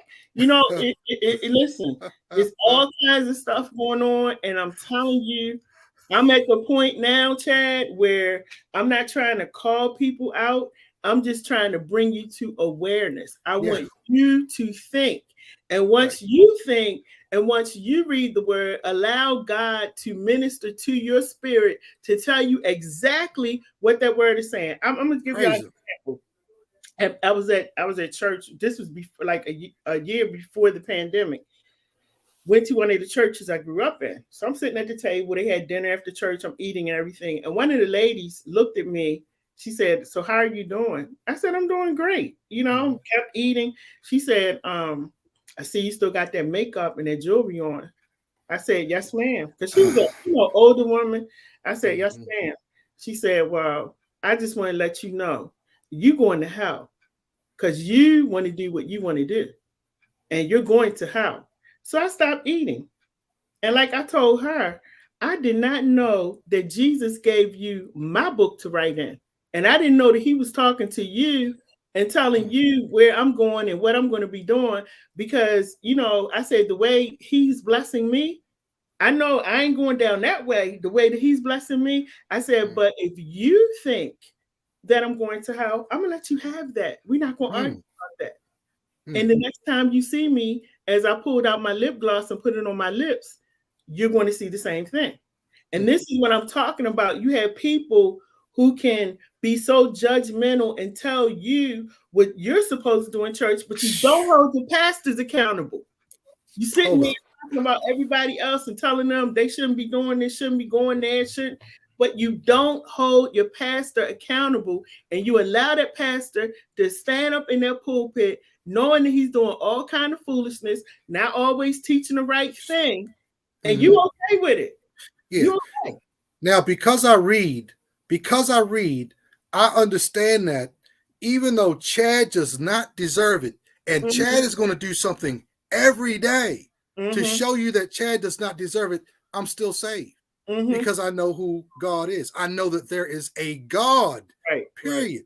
And I'm still going to sin tomorrow. So I get it. I mean, if I see somebody doing something that emphatically, like Jamal just sent in, okay, it's not Chad's feelings. Biblically, if you have a church with two open men married, that's an abomination to God. According to that book, unless they're using a different style book in that building, that book, not Chad's feelings, that book says this is an abomination to me. If people can be that deluded, that watered down. The Bible also already instructed me, we are moving back to the days of what? Sodom and Gomorrah, where men will become lovers of themselves, whether that means prideful love yourself or men loving men. Okay. So it doesn't, how I feel about homosexuality is irrelevant. I love you. But like I said, if I'm running around chopping up puppies, somebody sits there and says to me, hey, you should really stop considering, doing that. That's not really a good look. Now I'm the enemy for telling you what the book says. Right. Right. So like Lady J pointed out earlier, modesty is an interpretation that you have to deal with your own. At the same time, you don't know Chad, that even though a cuss word leaks out here or there, you don't want to know how I used to put that makeup on. I'm not talking about literal makeup. Yeah. Chad ain't ever put on. I have a problem with lip gloss. I'm not talking about makeup, but if you really want to hear somebody cuss, think about the dude 10 years ago or more, because he was ratchet. Exactly. And we all got stuff that we working on. Right. But my thing is this, as the scripture tells us to judge not, that you be not judged. You walk in what God is calling you to do. Let God use you to minister to people, not condemn people, not put people in hell, because you don't have the authority to put anybody in hell. No. You don't have the authority and power to do that. No, that's God alone. I'm sorry, I got to jump in there real quick. People don't read, because people don't read. They don't understand it. When it talks about judgment means to put a person in, to say that a person is going to clarify, like you're the judge that says guilty or innocent, that this woman just condemned Lady J, not knowing she just condemned herself because she did something only God has the power to do. But it also says that you can judge a tree by the fruit it bears. In other words, if you look at the tree and all the fruit is dead on it, like these pastors she's talking to you about, it's time to go get another tree. Or it's more to look at yourself and sit here and say, okay, I'm not going to have everything perfect, but I know I got to stop doing this. If I really say I believe what I believe, I have to put, as much as my flesh might like that, I have to deny my flesh, because those cheesesteaks, look, it's not a coincidence. Monkeypox ain't coming for everybody. It's not. It's not. And Ooh, all of these things. I gotta plug in. Okay. All of these things are plagues. You know, Yeah. These are some of the plagues that the Bible was talking about that's going on right now. That's why I'm telling y'all, pay attention. The pandemic is over. The pandemic happened for a reason. Yeah. And I keep saying the pandemic took place. God told all of us to go somewhere and sit down and regroup. And a lot of people came back, and a lot of pastors came back, and they still doing the same thing that they were doing before the pandemic happened. And I'm telling you, if you don't pay attention, and if you don't start opening your mouth and saying and asking some questions, and if you ask questions of your pastor and they don't want to answer your questions, or they don't have no response, then you don't need to be there. You That's need not to a pastor. where you are growing and where you feel like you are elevating in your Christian walk with God. This ain't no more going to church where I'm getting excited, flipping over the benches, and I come back and say, "Oh, it was a good service." Look at what's going on in the world today, and what you need to be fed physically, mentally, and spiritually. You need to be fed. And if you're not getting fed spiritually, that's a problem. I can't tell you what to do. But what I will say, if you're sitting up in somebody's church or their Zoom meeting or their whatever meeting online they're doing virtual, and you're not being fed or fulfilled when you walk out of that door, that is a problem. I'm not going to church to socialize anymore. I'm not. Right. I'm not. Sad but true. Who I feel bad for, and it's the same problem in NAAA. You have people that don't know any better, that are just looking to change their world. And the first thing they got to worry about is who the pastor is sleeping with, and all of this stuff that are distractions from the bigger picture that they supposed to be focusing on. Then you can spend 3-4 years listening to this man and find out you're brainwashed at this point. You dying to sit there and listening to anything this person got to say. Then you find out that this man is a poop sandwich, and you don't know how to detach yourself from him because you're not reading yourself to sit there to understand that even though Lady J is wherever Lady J is, and I'm wherever I'm at, you are wherever you're at, we're talking about God and God's people right now. Where do you think God is? He's here right now. Right. Praise you, Lord. Right. And let me see. John said, yes, Leslie, got to exercise self-control. Jamal, is that Jamal? Oh, James Smith said my old pastor would meet one of the church women in the back alley, and they would have anal sex and cheating on his wife. Old freak. Old freak. Old freak. Self-control. And John said, us humans make things so difficult. The word is the word, not up for debate or interpretation to suit our weaknesses. Just read. The path has been there for over 2,000 years. Yeah. And Leslie says, God is going to raise up a nation that will obey. Right. Then we got James. He's saying those rotten pastors need to go to church. You're making my day, Mr. Smith. My goodness. And Leslie said, we have to study to show ourselves approved to God and study to know ourselves. That's right. And listen, y'all, I want to just say this. And Chad, thank you so much for coming on, because I appreciate you letting me come up on prime time with you. Oh, this is a big honor. Y'all know when I do these things where I baptize, I joke a lot, but you know, the old me, Chad, used to go off. I used to blow up, and I had to find a way in my life change of how to talk to people and still get my point across. And it's certain things. And when it comes around to religion, these pastors acting up, trying to sweep everything under the rug. Because when I was growing up, women in my religion had to keep quiet. You stayed in the back. You were not up front. Matter of fact, you didn't even really know who the pastors' wives were, because they were kept in the back, in the you know, the back of the congregation, and the men ran the church. And it's still kind of like that. It's the good old boys network in my religion. It's like that. And I know they get mad when I say it, but it's true, because y'all the good old boys. So, but the thing is, you know, I just have so many problems, and I got to the point where I'm like, you know what, I'm gonna start a baptism, whether they want to be baptized or not, and I'm going to say what I have to say, and I'm saying it in the right way, but I'm going to baptize you. And tonight it was just like, I got to baptize the foolishness, because there's this guy called Dawson Speaks. If y'all ever watch him on YouTube, he don't need me to plug him because he got millions of followers, but Dawson Speaks, people are always sending him stuff about their pastor. And I go in there and sometimes it's just sickening because they're sending video clips. They're sending stuff in. Their pastor did this.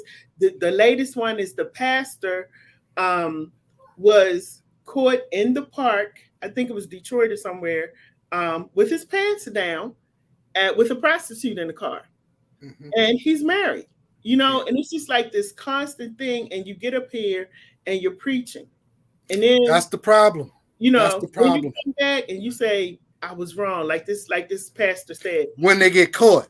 Yeah, when they get caught. You ain't just walk up there and say, hey, I got to tell you about myself. Exactly. So in other words, this thing would have kept going on had you not been caught. Now I'm supposed to sit up here, and I'm not saying we shouldn't forgive, but you said something earlier, Chad, sit down. Yeah, that's what you need to do. I got that from you. The pulpit, go somewhere and sit down, repent, let God work on you.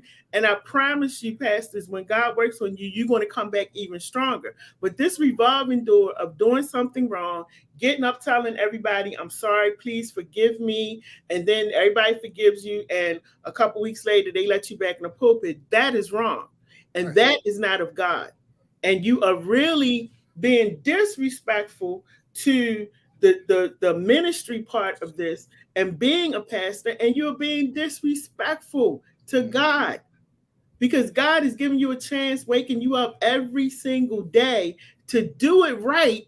And you get up and you continue to do it wrong until you get caught.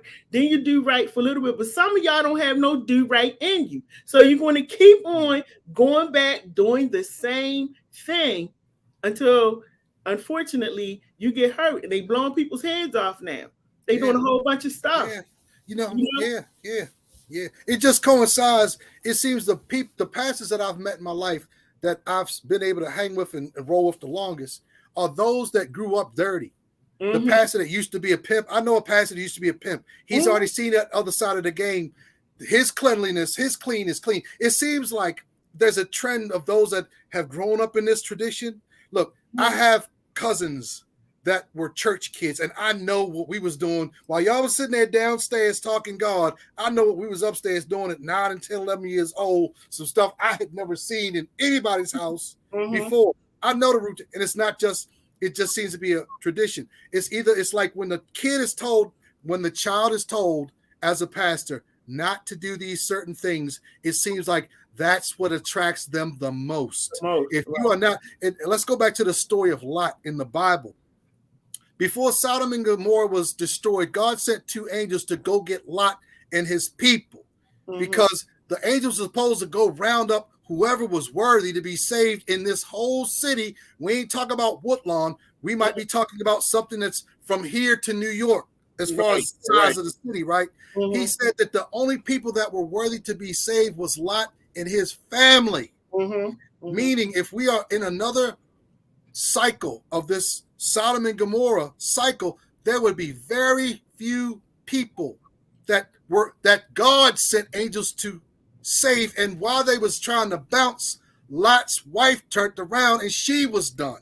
And that might be why these pastors are how they are right now. There are none worthy. Right. And that's why I got to break these knees and put this forehead on that carpet or ground and get prostrate and understand who runs this. Right. The pastors won't. That's right. And see, God in his mercy, and that's what they miss. God in his mercy gives us a chance over and over and over again. But them chances going to run out past. 7 times 70 is a finite number. Listen, the Bible makes a reference to how many times should you forgive a person. 70 times. It says something like 7 times 70. 70 times 7. That's not a infinitive number. That's a number you can stop at. And God, in other words, if you're in a relationship and you a punching bag, it's time to go. If God was in that relationship, the first punch would have never got thrown. Right. And that, that's another we can have that conversation too, because I'm gonna have a conversation about that, because we got these pastors up here being abusive in their homes and abusing people in the church, but then telling the people that's married, don't get no divorce, stay with them, working out. And some of them are the biggest abusers starting at the pulpit. I know they're going to be mad at me, and I know y'all ain't going to ask me to come speak at your church, and it's okay. I'll sit right here in front of this camera and talk, because people need to be healed. And some people are struggling and Chad, they don't even know why they're struggling. They don't even know why, when they go into a church, the church where you're supposed to come in and feel comfort and loved and all of that, they don't even know why when they come out, they still feel the same way. And that's because something is not right there. If you're going into a place and you're feeling empty when you go in and you still feeling empty when you come out, that's a problem. You don't owe this pastor nothing. You don't owe this church nothing. Just because your family went there, your grandmother, whatever, you have to do what's best for you. And I tell people too, because people that I talk to now, they like, well, I ain't going to church no more. I ain't doing church no more. Listen, don't blame it on the church. You need to try another church. Go try somewhere else. Don't blame it on the church. Don't worry about the pastor. It's so many different places to go, but focus on what you need to do for yourself. That's what's important. And so don't be afraid to walk away. Let me take a whack at that same nail, if I might. You can go to certain churches, right? And even irregardless of how you go in, there is a spiritual presence in the church brought on. Maybe you are the one that's walking that spiritual presence in. Like I said, God is in you. And if, let's say there's 100 people inside that church, if 75 of them are spirit filled, well, it really don't take, ain't no ratio. Let's get away from that. One person that's spiritually filled in there can light that whole thing up. We hoping that person is the shepherd, is the pastor. That's supposed to be the light of that congregation. If that light is out, but you're a sheep, you may not know that this man is dead, walking right now in front of your church, sleeping with men, sleeping with women, doing all this dirt. That man is supposed, he knows he's supposed to step down. He knows when he doing dirt. Hey, congregation, I got to tell y'all something. I know an anesthesiologist, right? He was messing up. You know what he did? He stepped down before they came for him, and there was no cut cards as far as redemption. He took himself out of his own job, got his shit together, and went back. That's what your pastor's supposed to be doing. And you know what? And even people who are leaders in the church, same thing. What you just said, Chad, step down, get yourself together. When I was going through my divorce and I was going through my depression, I was going through my suicide and all that kind of stuff. I was the minister of music at the church. I was the youth leader at the church. I was the women's ministries leader. I had a whole bunch of positions at the church. And you know what I did? I stepped down from every last one of them, got in my car, drove away from Baltimore, and I started going to church in DC. I started going to church there. The thing is, you've seen my dad. Me and my dad have the same face. So it's really hard for me to go somewhere in my religion where people don't know me. They know my dad. Whether they know me or not, it's just like, oh, you're Pastor Jenkins' daughter, because we have the exact same face. So what I did was I stopped everything that I was doing, because I said, I'm messed up. I cannot stand and sing in front of people. I can't direct. I used to teach people music, teach them how to sing. I can't direct you and teach you all of that. And I didn't say it to them, but I was saying it to myself one day. And I didn't tell anybody I was leaving. I just wrote a letter to the pastor and I said, I can't do this anymore for personal reasons. And I got my car and I said, I'm not going to go to church anywhere in Baltimore, because then they'll be saying, oh, Charlene, can you come and sing? Can you be in this group? And I'll be up there singing and I'll be doing all of that. So I started going to church in DC. And I was there for 3 years. Before I was up there singing one day. And soon as we got done, a lady walked up and said, you look like Pastor Jenkins. It was cool at that point, because I had really walked into my healing. I had been at that church for 3 years. It was God tell you it's time. You got it. Okay. Yeah. Nobody, they heard Charlene Jenkins, but they didn't put it together with my dad.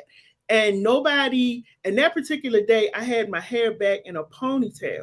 And she said, that's the only reason I looked at you. And I said, I got to ask her.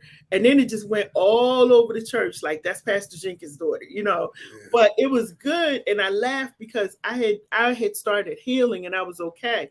Yeah. But I was one of the leaders in the church. I knew that I had to sit down because I'm doing a disservice to anybody that me up there, I'm the praise team leader, I'm the worship leader and all this stuff. And I'm up here singing and praising God, but I'm going home trying to kill myself. Like, no, I had to sit down. That's real. That's down. Real. And I sat down for, oh my goodness, at least 5 years. Yeah. I sat myself down. Yes. And when I started coming back to Baltimore, and they were like, well, can you do this? Would you do the music? No, I won't. You did the word. Saying why I wouldn't do it. And I started telling them I've been in a bad place and I needed to heal.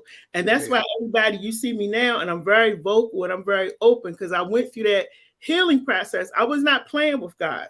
And I knew I would be so convicted standing up there singing and people just waving their hands and they worshiping God and praising God. And I know knowing something wrong. Right. I wasn't into it, but I knew how to sing to make them jump around. Right. I knew the right words to say to make them jump. I knew the right prayer to pray. And I did it plenty of days. God forgive me. But I played the role until one day it just hit me like, you got to stop. That God in you. That's that God in you. It's the God in me. Yeah. That's a real song. And I'm up there singing and clapping and doing all of this, and everybody church is over there like, oh, we love to hear you sing. We love when you up there. And I know good and kind of well, I'm just as depressed and messed up, crying on the way home, trying to kill myself, all these things. And so that's why I can sit here now and I can say what I'm saying when I tell these pastors and leaders, sit your behind down. Because you're only fooling yourself. That's it. You're only fooling yourself. And after a while, God is going to start pulling the people away from you. Yeah. And you're going to be coming to the church and you're going to be preaching to yourself because God is going to start pulling his people away because he has to get their attention too to help them to understand, get away from this madness. Right. You know, it's a control. You have pastors, this is men and women. They love the control that they have over people. Anytime you can tell people, stand up, sit down, open your word, say hallelujah, raise your hand, say glory to God. Say ho. You know, tell your neighbor to the left. You know, that's a lot of power. You can tell the ushers, let them in right now. Oh, we're going to have a board meeting at 8 o'clock. Open your wallet. Yeah, we're going to do 3 offerings right now. That's a lot of power. And when you have that much power and you don't put God in between, you know, you feel like you're the person. And that's why whatever I'm doing, Chad, I'm like, They like, oh, Lady J, nope, it ain't me. Yeah. It ain't me. I always got that shield right here. Like God is before me. I'm back. I'm back. God first. That's right. You know, I'm back here. I understand that. I've been there and done that. I understand. I'm in the background. He's right here, but he's working through me to say what I need to say. But pastors have to understand you are not God. No. And you can't do everything. And I'm gonna close with this. Because this the other thing to be making me mad. I'm gonna baptize y'all. You can get mad or whatever. Stop. Stay in your lane. Let me put it like that. Stay in your lane. If you're a pastor, be a pastor. You are not a doctor. You're not a therapist. You're not a counselor. If you didn't go to school for it, if you don't have no paper with none of that stuff on there, stop being in lanes that you're not supposed to be in. Because some of the information that you're giving to your parishioners is wrong. And people walking around about to kill themselves going crazy because you saying do this and do that, and you don't even know what you're talking about because you ain't been to school for it. Do what you went to school for, and that's to be a pastor and preach. You know, some of these people, these ladies calling my father, oh, Pastor, you know, I was having some issues with my cycle. What's that got to do with him? He ain't no doctor. You need an optometrist. Yeah. My eye, Right. you know, I got something going on with my vision. Listen. Can you pray over my eye? You Can just you pray put for too me? much. You put too much in these pastors, and they are men and women just like you. Stop putting your all and everything into these people. Now, yes, God has appointed some of these people, and there's some of y'all people that's bishops, pastors, the arch bishops, and whatever all these people call. Some of y'all need to sit down because God didn't call you; you called you. Yeah. You called you. And the reason I can say you called you is because if God had called you, you wouldn't be acting the way that you're acting. You called yourself, go somewhere and sit down. Maybe this is not the profession for you, but I'm going to be more vocal to help people to understand. And matter of fact, and like I do a community church, let me not say what I'm saying. Let me just read something to y'all, because this is not about me and bringing any glory to myself. It's to help you to understand that we are living in the last days, for those of you who believe in that. And for those of you who don't believe in God and you pray to the earth and the spirits, I ain't got nothing to do with that. But understand this. Either way, this world is going to self-destruct. We cannot sustain $5, $6, $7, $8 gas prices, $10 for some mayonnaise, can't buy no meat, chicken wings almost $30. We can't sustain all of this. So something is going to happen. So let me tell y'all this. Let me read this to you. But and this is 2 Timothy 3. All right, y'all can follow me. 2 Timothy 3, starting in chapter 1. Because God is telling you what's going to happen in the last days. And if none of these things ain't happening in the last days, please put it in the chat box and let me know.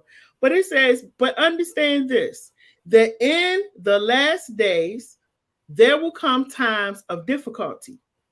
For people will be lovers of self, lovers of money, proud, arrogant, abusive, disobedient to their parents, ungrateful, unholy, heartless, unappeasable, slanderous, without self-control, brutal, not loving good, treacherous, reckless, swollen with conceit, lovers of pleasure rather than lovers of God, having the appearance of godliness, but denying its power. Avoid such people. Okay? Now that's 2 Timothy 3, verse 1 through 17, because like I always say, I never want anybody walking away saying, oh, she said this and she said that. No, the word says it. Yeah. The word says it. And that's what I just read to you. And God is telling you, the word is telling you every single thing that's going to happen. The only thing that he did not put in the word is when he's coming back. Right. That's what's not in there. But he's telling you, and I'm telling you, we can look on TV or sit out on your porch in Baltimore City, and you can get a play-by-play of every single thing that I just read. Every single thing. You ain't even got to turn the TV on and go to YouTube. It's happening every day in living color.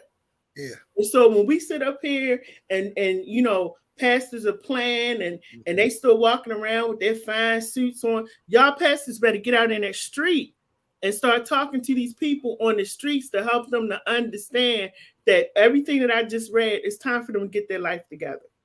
And as a matter of fact, come on out of the four walls. That's why one of the reasons I believe he had to sit down during that pandemic was to think. You can regroup pastors. You can figure out maybe I need to do this another way. Because coming on the other side of this pandemic, it cannot be church as usual. Not with me. Oh, I can't do church as usual in the four walls. No. All of that reading and the storytelling about Joseph and Mary and Abraham. I need to know what I need to do to get ready for the second coming of God. So it should not be business as usual. And some of y'all done came back like the pandemic didn't even happen. You're still dressed up in your suits, high heels. Matter of fact, Chad, you know what? I don't even dress up no more for church. I used to dress up. I used to, be so excited to put my dresses on and my heels and stand up front, my hair done and all of this. I ain't even into that no more. I'm into making sure that my mind is right. Come as you are. Right. Yes. Come as you are. Sit down and learn, because these clothes and hair, makeup ain't got nothing to do with none of that. God says he wants his people to be ready. And how do you get ready? You got to start studying, not listening to what everybody else is saying. And if you don't know how to read, it's a lot of GED programs out here, or get with somebody who can help you to understand. It's time to learn. If that's your shortcoming, it's time to learn. Yeah. It's time to verify this stuff for yourself. Mm-hmm. Yeah. Stop letting these pastors just feed you any old thing, and y'all still flipping over benches and speaking in tongues and all this kind of stuff, and then you coming out and you can't even tell me half of what the pastor preached about. No, that time is up, and I'm gonna start being really vocal about that, because I just see more and more, even in my religion, that people came back. And it's you trying to make a business as usual, but I'm not going to be a part of it. I ain't going to be part of it, because that pandemic should have taught us something. And we all lost people during the pandemic. Some people were sick. I almost died from the vaccine. It's not going to ever be business as usual for me post-pandemic. And we still in it a little bit. We got the monkeypox and all this stuff going on. But anyway, I could go on and on about this, but Chad, anything you want to say before we go? Once again, I want to thank Lady J for allowing me on here. I feel like I'm on prime time, Jamal, Mrs. Joyce, all of these folks that we're mentioning, they have shows on this platform. There's a lot of information. There's a lot of diverse information. Mrs. Butler has a good show. The last couple I've seen have to deal with people that were wrongly incarcerated. Things that hit us as a people. Just like Lady J is sitting here saying that on a spiritual level, you have people out there fronting and they need to get this. They need to correct this. Maybe you can look. If I know folks where if you don't cuss, they don't mess with you. I'm not for everybody. Okay. Right. If you have a problem with the cosmetics that she has on, there are certain women who will not talk to her unless they come a certain way about themselves. Right. I'm not for everybody. I am not for Joel Osteen's crowd. I'm for that dude like yesterday who was bumming money that I know was out the cut, but we can sit there and chop it up about God. That's who I'm for. If hi, how are you doing? He don't ain't nothing I got to say. Right, exactly. So at the same time, I have looked at people real hard and that person did this and that, the third. And after a couple days went by, and I sit there and I thought, I was like, nigga, you did the same exact thing that you sitting there beating this person up for. Right. Even though you might look the part, what's going on in here? Okay, God reads hearts. That's this right. outside stuff ain't nothing. Nothing. Thank you, Dr. J. Nothing. And thank you for coming on. I gotta get you to come on some more so we can love it. But listen, y'all know how we do it here. We baptize. That's how I met Leslie Porter. I met people, and they have come out to the community church. We're gonna talk about the community church in just a minute. But listen, I do these baptisms because I had to find a way to tell people off in a nice way. And I'm baptizing these pastors tonight, and this is just the beginning of the baptisms, because if y'all not going to tell your parishioners the real, I'm going to tell them. And, we're going to start slowly lifting that cover back of thinking that you have to, you got to be inside the four walls. No, you don't. Because for some of us, and I had to learn this about myself, my time with the four walls is done, Chad. It's done. God wants me to be out on the street. On the street. Doing where the people are. Doing what I'm doing at the community church. That's where I find my joy. Ain't nobody paying me to do it. I'm doing that because that's what he's called me to do. Go ahead. When we encounter Jesus at a church, what is he doing in it? Right, exactly. He's turning stuff over. He's smashing the ATM machine. He's sitting there pulling all that stuff down. What are you doing? What are you doing? Then he was back out there. Hey, Jesus, why do you talk to people like Chad? You see how he cusses? Why do you talk? Look at that makeup. Why are you talking to people like this? I come to heal those that know they are sick. Right. All y'all that's got your shit together, I ain't here for you. Right. He already knows what you're gonna do with it. Mm-hmm. I'm here for Chad. I'm here for Lady J. I'm here for those that can get past that pride. Right. The devil, the first one. I don't want to say the original sin, but what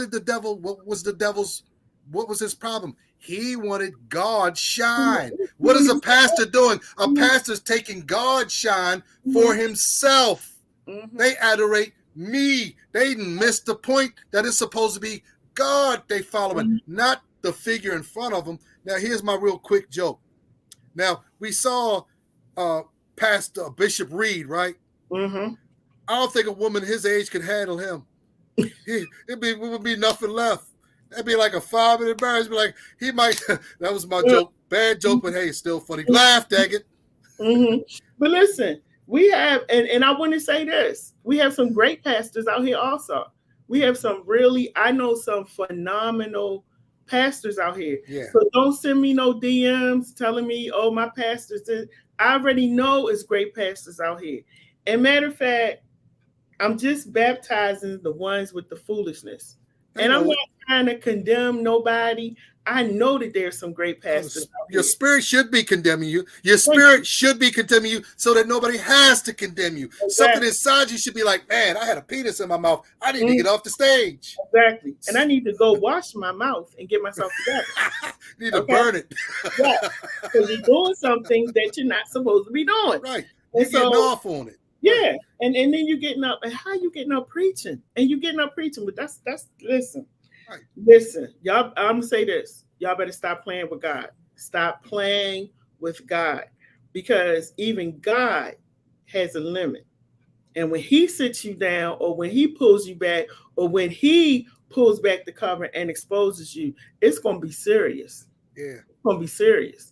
And so if you know that you're doing something, and you know, let me say this too, on a serious note, there are a lot of people, Chad, a lot of ministers who really started suffering with depression and anxiety and stress when this pandemic happened, because it hit everybody out of nowhere. And then everybody's calling the pastor, what we going to do, pastor? And the pastor didn't know what to do. And I've been hearing a lot of pastors who have suffered with and are still suffering with depression, anxiety, stress, insomnia, all different kinds of things. And this is what I say to the pastors. And this is why y'all will never see me sitting up here talking about I ain't do nothing stupid today, or, you know, I never made no mistakes. No, you're going to know that I made some mistakes and I'm not perfect. I keep telling pastors, stop wearing that Superman shield. You're not Superman. You're not Superwoman. You hurt, you bleed, you cry, you go through things, you go through ups and downs just like everybody else. But when you get up in that pulpit and you just portray this man or this woman that's so strong and I got it going on and Jesus is with me and he guides me so much that I can take on your stuff, my stuff, and this stuff. No, and that's not what God wants us to do. And so pastors, even if you have to go and getting therapy and counseling is confidential anyway. So nobody has to know. I'm out with mine. I go to therapy. I'm out with it because I want y'all to know ain't nothing perfect with me. I ain't got it going on. You know, I'm a work in progress and I'm very clear about that, but I'm working on me. And I also want everybody else to work on them. Yes. And I said to some pastors a few days ago that stop sitting up here having these pastoral conversations and using the voice and all this kind. Be who you are. Yes, sir. I don't know how to be myself. I've been talking this way so long that I think I'm supposed to because it gets them pocketbooks jiggling. You don't know how to just be yourself. It's an act. Be yourself. Be yourself.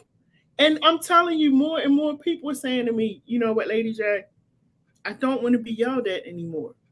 You know how we were going to church and the pastor up there yelling and sweating and wiping sweat and throwing the towel down. People are saying to me, I don't want that anymore. I want to be talked to. I want to learn. It's like going to a minstrel show. Yeah. How do I do that? I don't run the church. I even know the routine. Yeah. I see this so many times. I've seen it so many times. It doesn't work anymore. People want to actually be educated now. Yeah. People want to be educated, and people want to be healed. That pandemic wreaked havoc on so many people. People who never suffered with mental illness. On the other side, now they're suffering with mental illness. They're suffering with depression, all different kinds of things post-pandemic. And so people are like, no, I just want real. If you're not going to give me real, I'm not coming back to church no more. And a lot of churches closed during the pandemic. A lot of churches are struggling now because their members have not come back, and the doors of the church are open.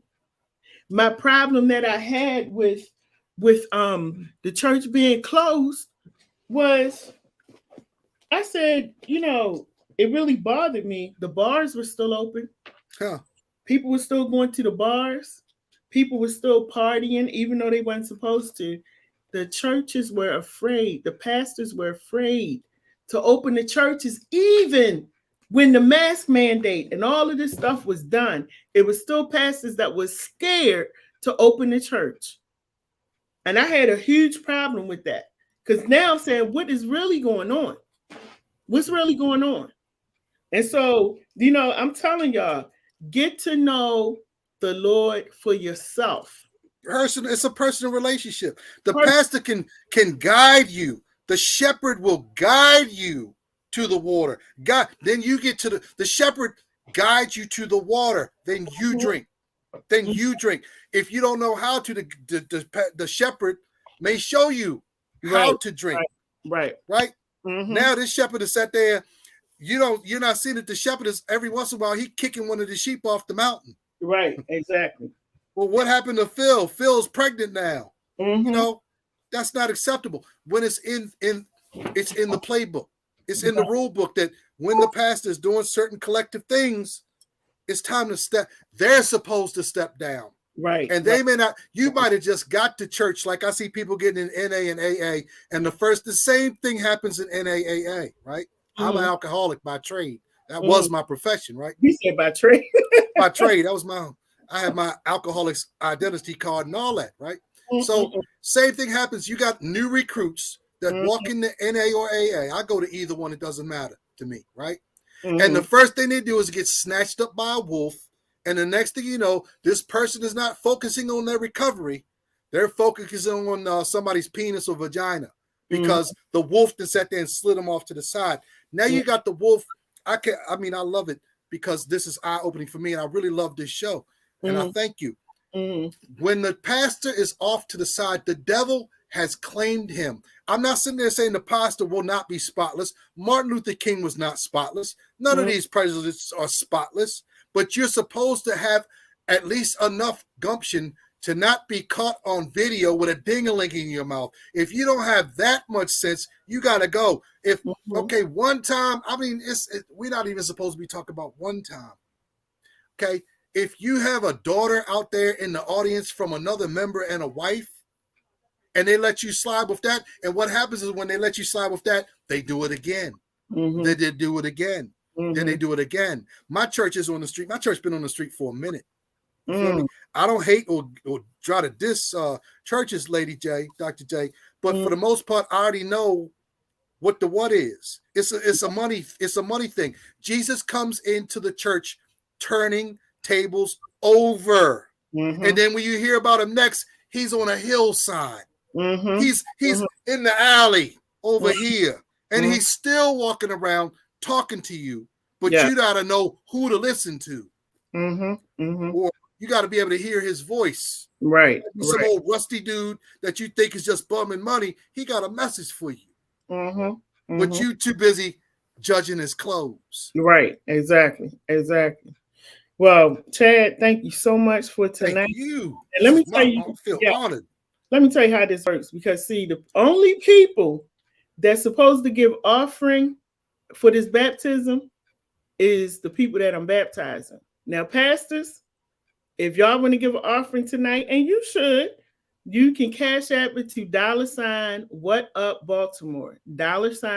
What Up Baltimore. Because see, I don't do offerings for nobody else, but the ones that act up.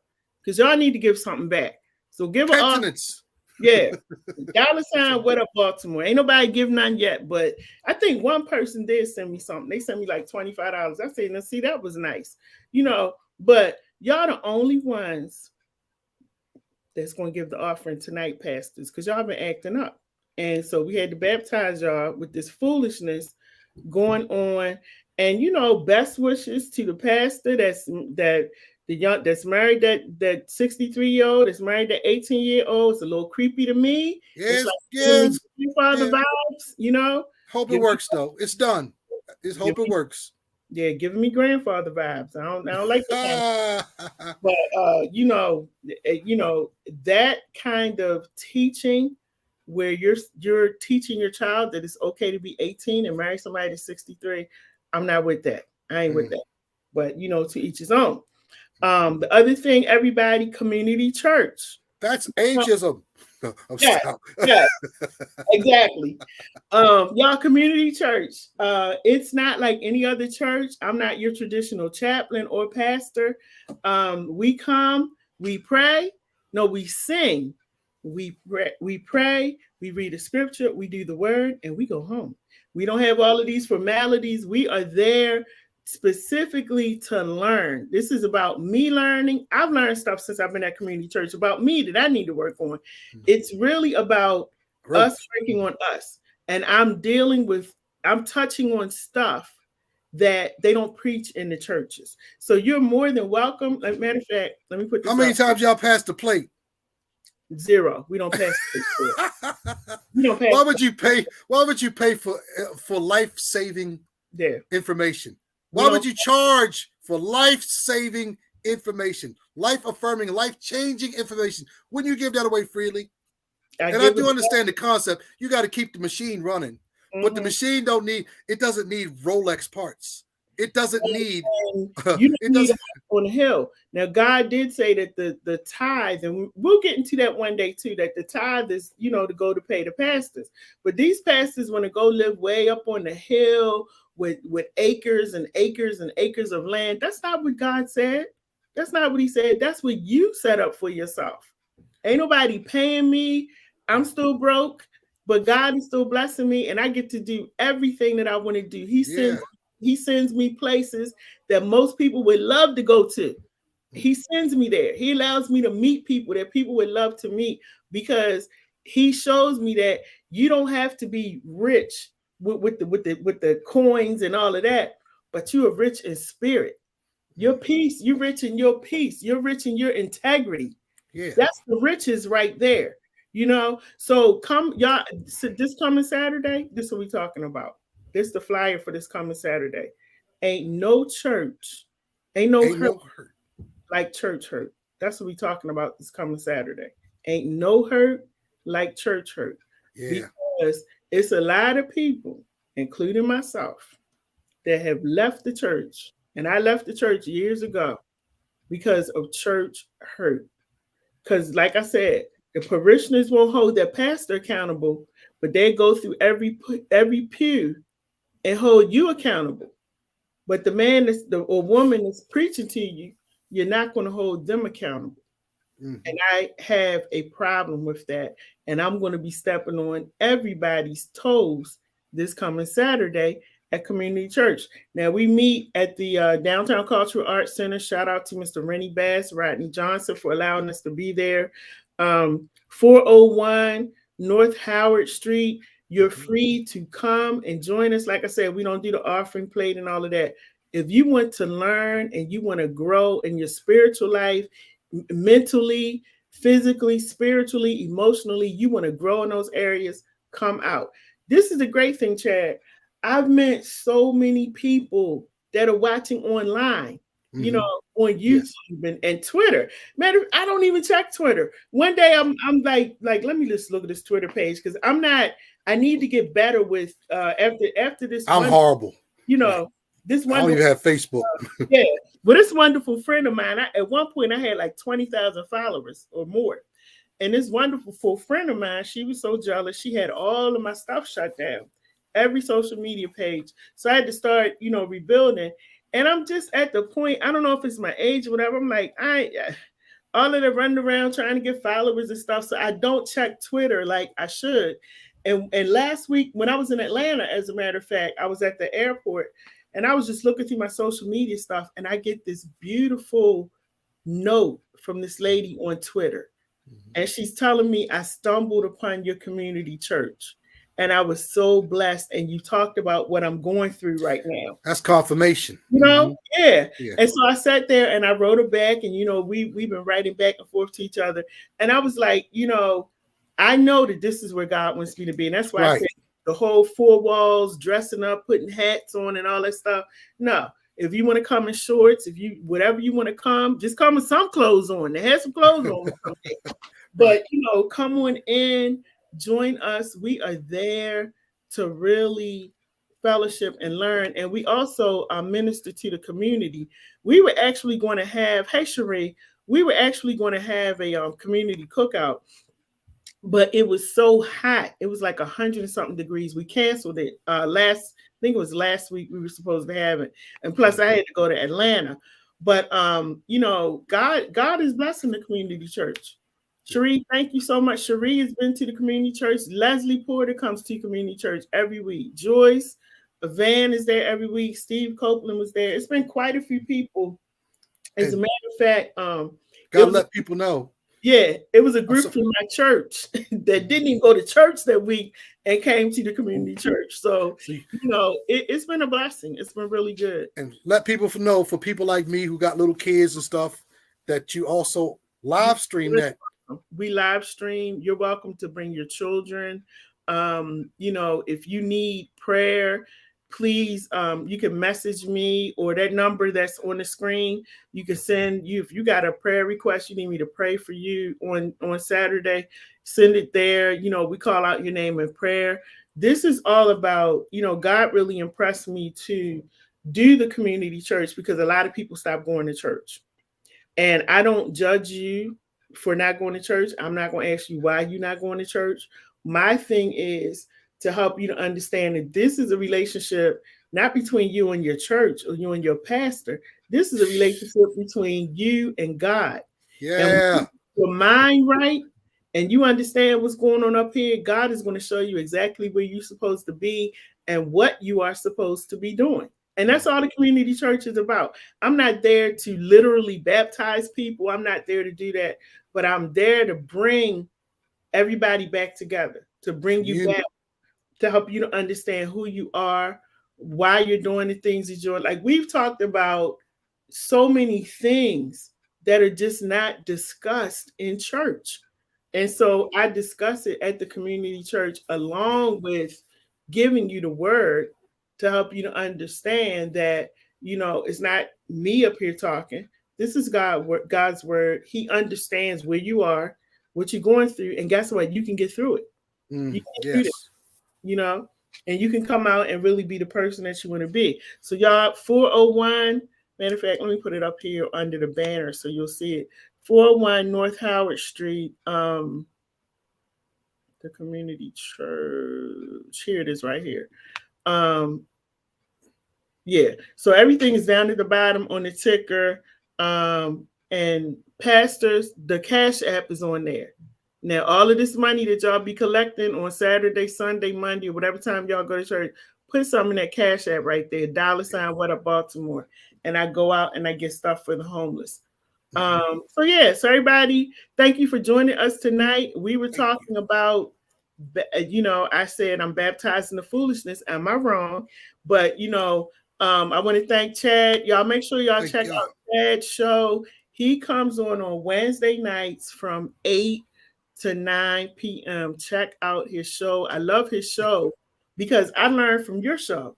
Same. I learned from your show. And he talks about a lot of mental health stuff, which is right up my alley. So I love listening to his show. And make sure you check him out. We got a lot of shows to come on throughout the week. John Hansborough, sorry. We got John's show. John actually has an event that's coming up. Oh, everybody, as a matter of fact, this coming Saturday, we're doing community church. We normally get out between 12:30 and 1. At 2 o'clock, I have to speak at an event. John Hansborough's wife, if you've never heard her sing, that sister can sing. She's going to be singing at the event. John is going to be doing some spoken word. It is a religious event. John is going to be doing some spoken word. There's going to be praise dancing. There's going to be a choir or a quartet or something there singing. It's $30 to get in. If you, a matter of fact, let me pull it up on my phone. And it's going to be a brunch. You get food with it, so it's going to be really nice. If you want to come out, let me know. I can give you more information. You can also go to my social media pages because I have it up there. But it's going to be at 15. It's at Union Mills, 1500 Union Avenue. The tickets are $30. You can pay at the door. It's on this coming Saturday. It's from 2 to 6 p.m. I'm going to be the featured speaker there. Right. And so I'm looking forward to that. And listen, it was fun tonight. It was fun. It's taking a lot out of me. Time to get some shut eye. That's right. I got to go see them babies. Talking about these passes, it's taking a lot. But you know who's really tired though right now? Who's that? Bishop Reed. Yeah, very tired. He has to be. And on a couple levels. He has to be. Okay. I don't even want a visual. I don't want a visual. Please, no. I don't. Well, tired can be physically tired. Tired also means these days the stuff that you're doing is like, yo, really? That's tired. Yeah. Tired is and the thing about it is that I call him blue pill now. I'm 59, Chad. I couldn't imagine being with somebody 80. Like it just gives me grandfather vibes. Like or my dad is 80, 85. Would you date an 18-year-old? And like he's 63 with an 18-year-old. Like, come on, no. Would you date an 18-year-old? No. Let me tell you something. This is totally off the subject, but a lot of people think I'm younger than I am. So I don't get I get nobody in my age group that's ever trying to talk to me. Like never.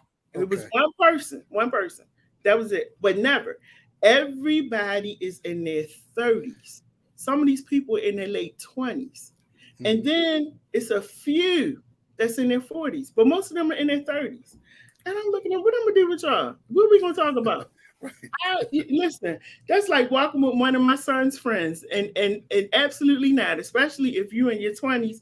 You need not look over here because my son is 26. Right. And they I can't even imagine. Right. What are we talking about? Right. What are we talking about? No.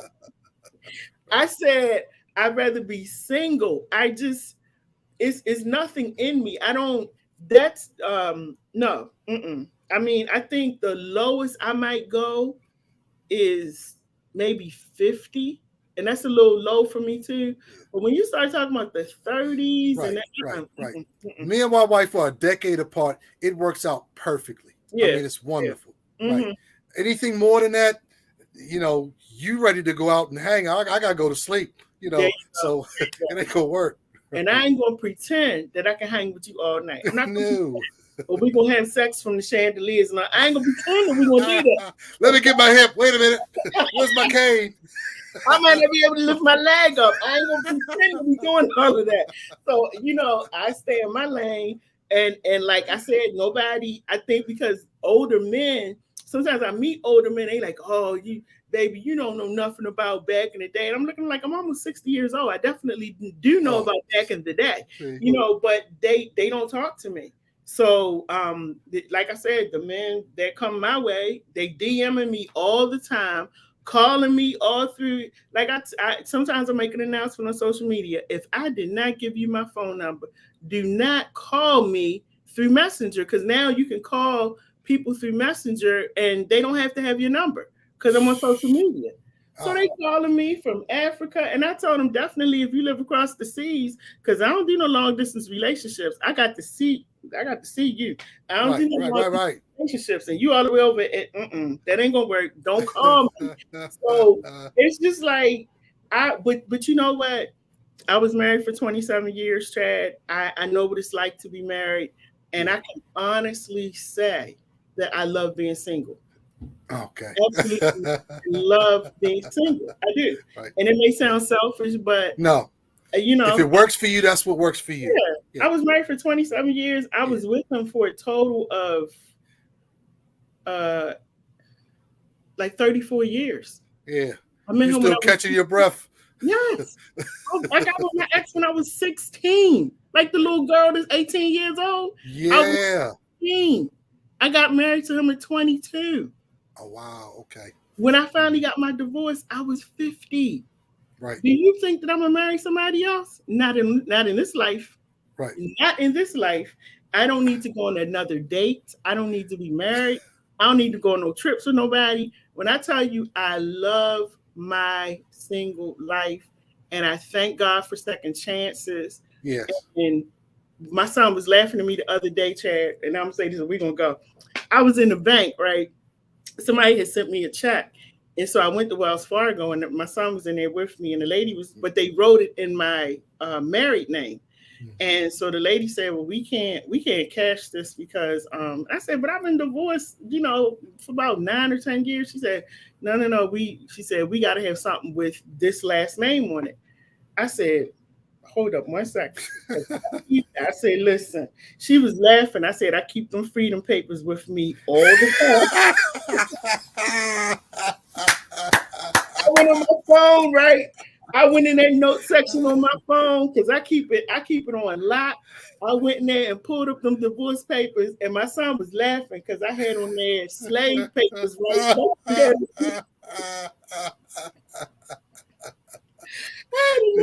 Slave papers, and he's in there laughing.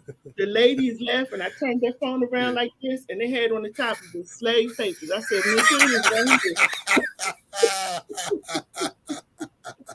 That's good. I told her, please cash that check. And I said, and you see the seal, I got everything on there. I put it right on there and made sure it's on my phone wherever I go, because I said, I know how the slaves felt when they had to get away. You had to show them papers, right? Says you still belong to Mr. Mo.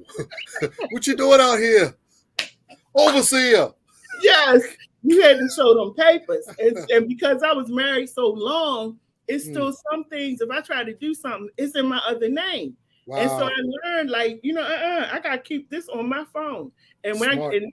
I did it, the lady was laughing so hard at the bank. She was like, Miss, here's your money right here. I said, thank you very much. Because, yes, they are my freedom papers. And that's why I said, once that judge signed that paper, September 24th, 2013, when she signed that paper, I said, you don't ever have to worry about me going to the justice of the peace, standing in front of a pastor. No, ma'am, no, sir. I will not, because I'm done, and I'm just so happy. And I'm happy for like the transformation in my life, that God has given to me, where I'm happy. I'm literally happy being by myself. Dig it. And I think because, being from 16 to 50 years old, and you with this one person, I didn't have a chance to enjoy life. And so now I'm enjoying life, and I'm like, I'm talking, I say what I want to say. And that's why I'm very vocal, because that hold of holding me down and the whole church thing, and he's the man of the house and all of this kind of, See, the wisdom you're imparting on me right now, even though I'm not in there, is teaching me, especially if I'm a man that's in a bad relationship where I'm sitting there living under those rules. And at the same time, the dynamics of how women treat men has changed as well, with a lot of things that's going on. So not to defend, but you're teaching me how to constructively keep my marriage as good as it is. Absolutely. Literally, I ain't got a front. We literally have not argued, because I beat her once a day. Soon as she wakes up, before she can even get in the bathtub, I'm on top of her.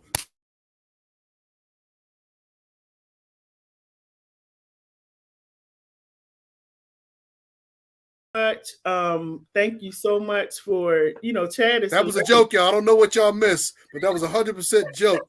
We don't argue. We've been together 6 years. We have not even we ain't even came to loud words in 6 years. That's how I know this is who I'm supposed to be with. That's awesome. That's awesome. And 2 baby, yeah, she did some yelling on that delivery table, but that was it.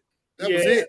Yeah, and that's awesome. You know, sometimes I do believe that God gives you gifts later on in the form of people in your relationship to really enhance your life, and you know, you get to live on with that person. You know, like when I look at my sisters, they have beautiful relationships with their husbands.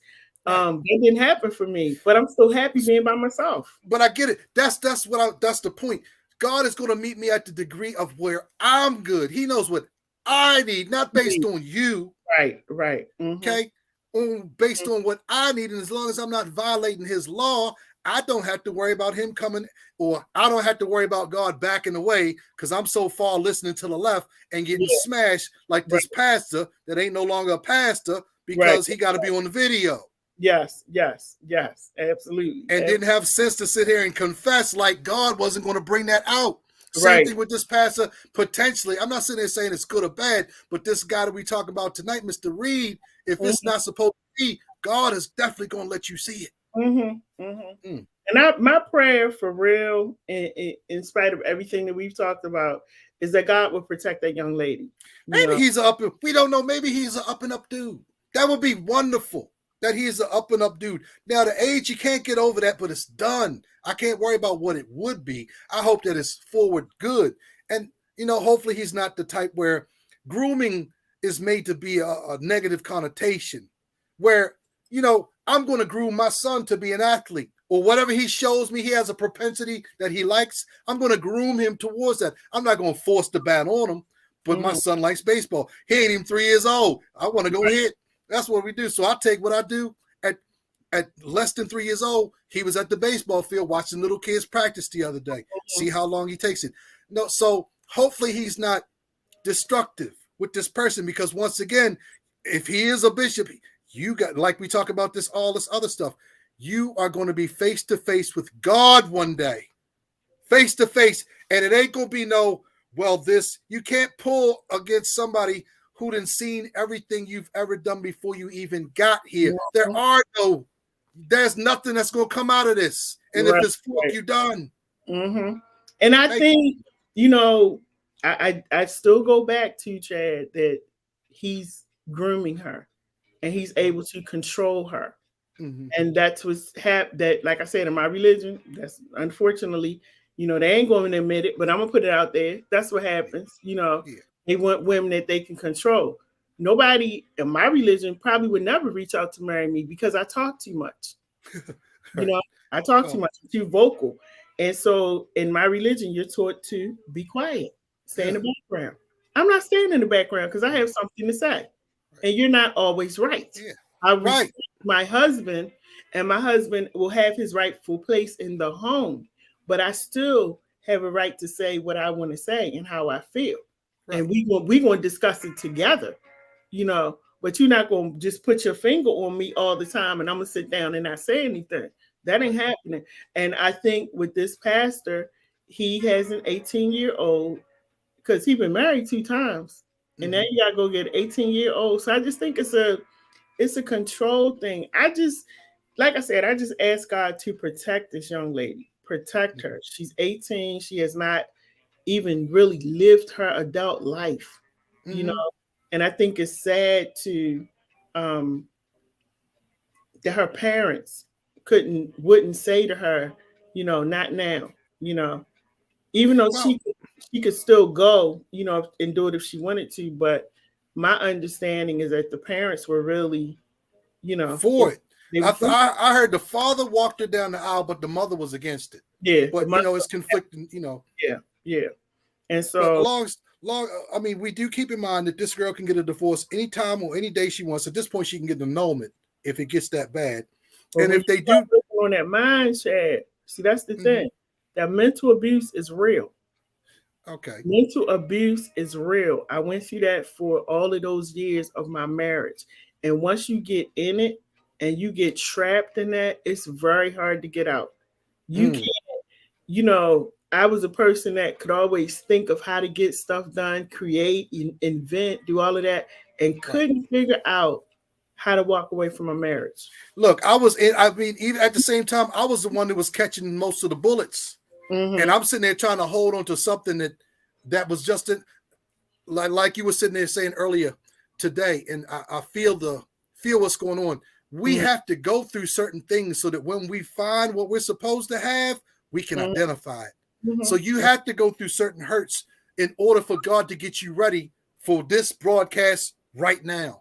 So that you can talk, even like you said, God already gave you more than one confirmation, like that woman who sat there and said that she loved the community church so much. You may have had to go through all of that just for one person. Right. And that's that sacrifice God asks of us for each other. Not that Chad's so great. Chad's an asshole, but God and Chad together is okay. You feel me? Right. So it's not about me. It's about him. Right. Yes. Mm-hmm. Well, see, that's forgive me. I'm going to go in there, but I've been leaving my metal netter out as much as possible. I don't think God has a penis. I really don't think God has a penis because he has no nightclub to go to. He has no social events to go through. So I don't look at God as necessarily, when I say he, I don't mean him. I mean God. Yeah. As a being, a supreme being. As a being, right. Yeah. But we get caught up in them semantics, and that's part of the bleed from where we got the meta netta to what we're looking at right now. Mm-hmm. As far as, and matter of fact, in ancient cultures, women were revered more than men in most cases, in a lot of cases, right? In Egyptology, in the Medu Neter, it would explain to you that God came from Nun, which would be the water, which is symbolized as a woman, not birthed from necessarily, but at the same time, it's a story about water. She came from the waters of Nun, which you would think of like the water of the womb, like a sack, but we're not going to go there. That's not what this show is about. Listen, we got to come back, Chad. We got to have another conversation. We're going to continue this conversation because as soon as I get off of this live, I can go right on these pages, and some other pastor then done something stupid. Oh, okay.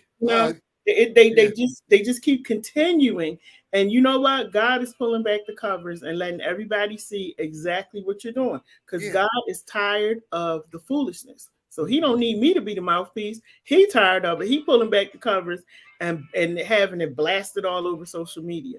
So thank you so much for coming on. Thank you for this honor. Again, for everybody who came on tonight, I appreciate you. Yes, this was another baptism. I got some more coming up, but I had to get this one out of the way because that was just worrying my nerves. Yeah. That was working my nerves. And don't forget, y'all, on Saturday, Community Church, July 30th, we start at 11 a.m. The topic this week is Ain't No Hurt Like Church Hurt.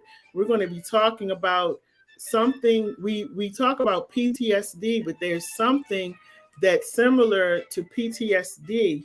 It's other letters, and I'm going to tell you about that Saturday to help you to understand this church hurt. Hey, Tanya Flowers is another one. She comes to the community church every single week. Have a safe trip this week, Tanya, because I know you told me you were going away. All right, everybody, be blessed. Good evening. Read the word for yourself, y'all. Yeah. Yourself. Stop letting people read for you. Just stop. We got to stop that myth of, if you don't want us to learn, give them a book. We got to read. Flip the pages, go on your phone, do what you need to do to study. And even if you have a question where you don't understand certain things about the word, if you have a question, you can Google it. Google is going to, it's going to take you right to those scriptures. So make sure that you are doing everything that you can do within your power, and God is going to definitely do the rest. My name is Dr. Lady J. Listen, it's been fun. I enjoyed it. Definitely enjoyed having somebody here tonight with me, because normally I'm baptizing by myself. So Chad, now you've been able to help baptize some people as well. Thank you so much. Hey, thank you for the opportunity. Thank you for the trust. And God first. Yes, you've been able to baptize some people. So thank you so much. Listen, y'all have a good night. We will be back again. Make sure you join us next week. We got some really great shows coming up. Don't forget Saturday Community Church. Thank you so much. I will Stay safe. To you soon. Yes, absolutely.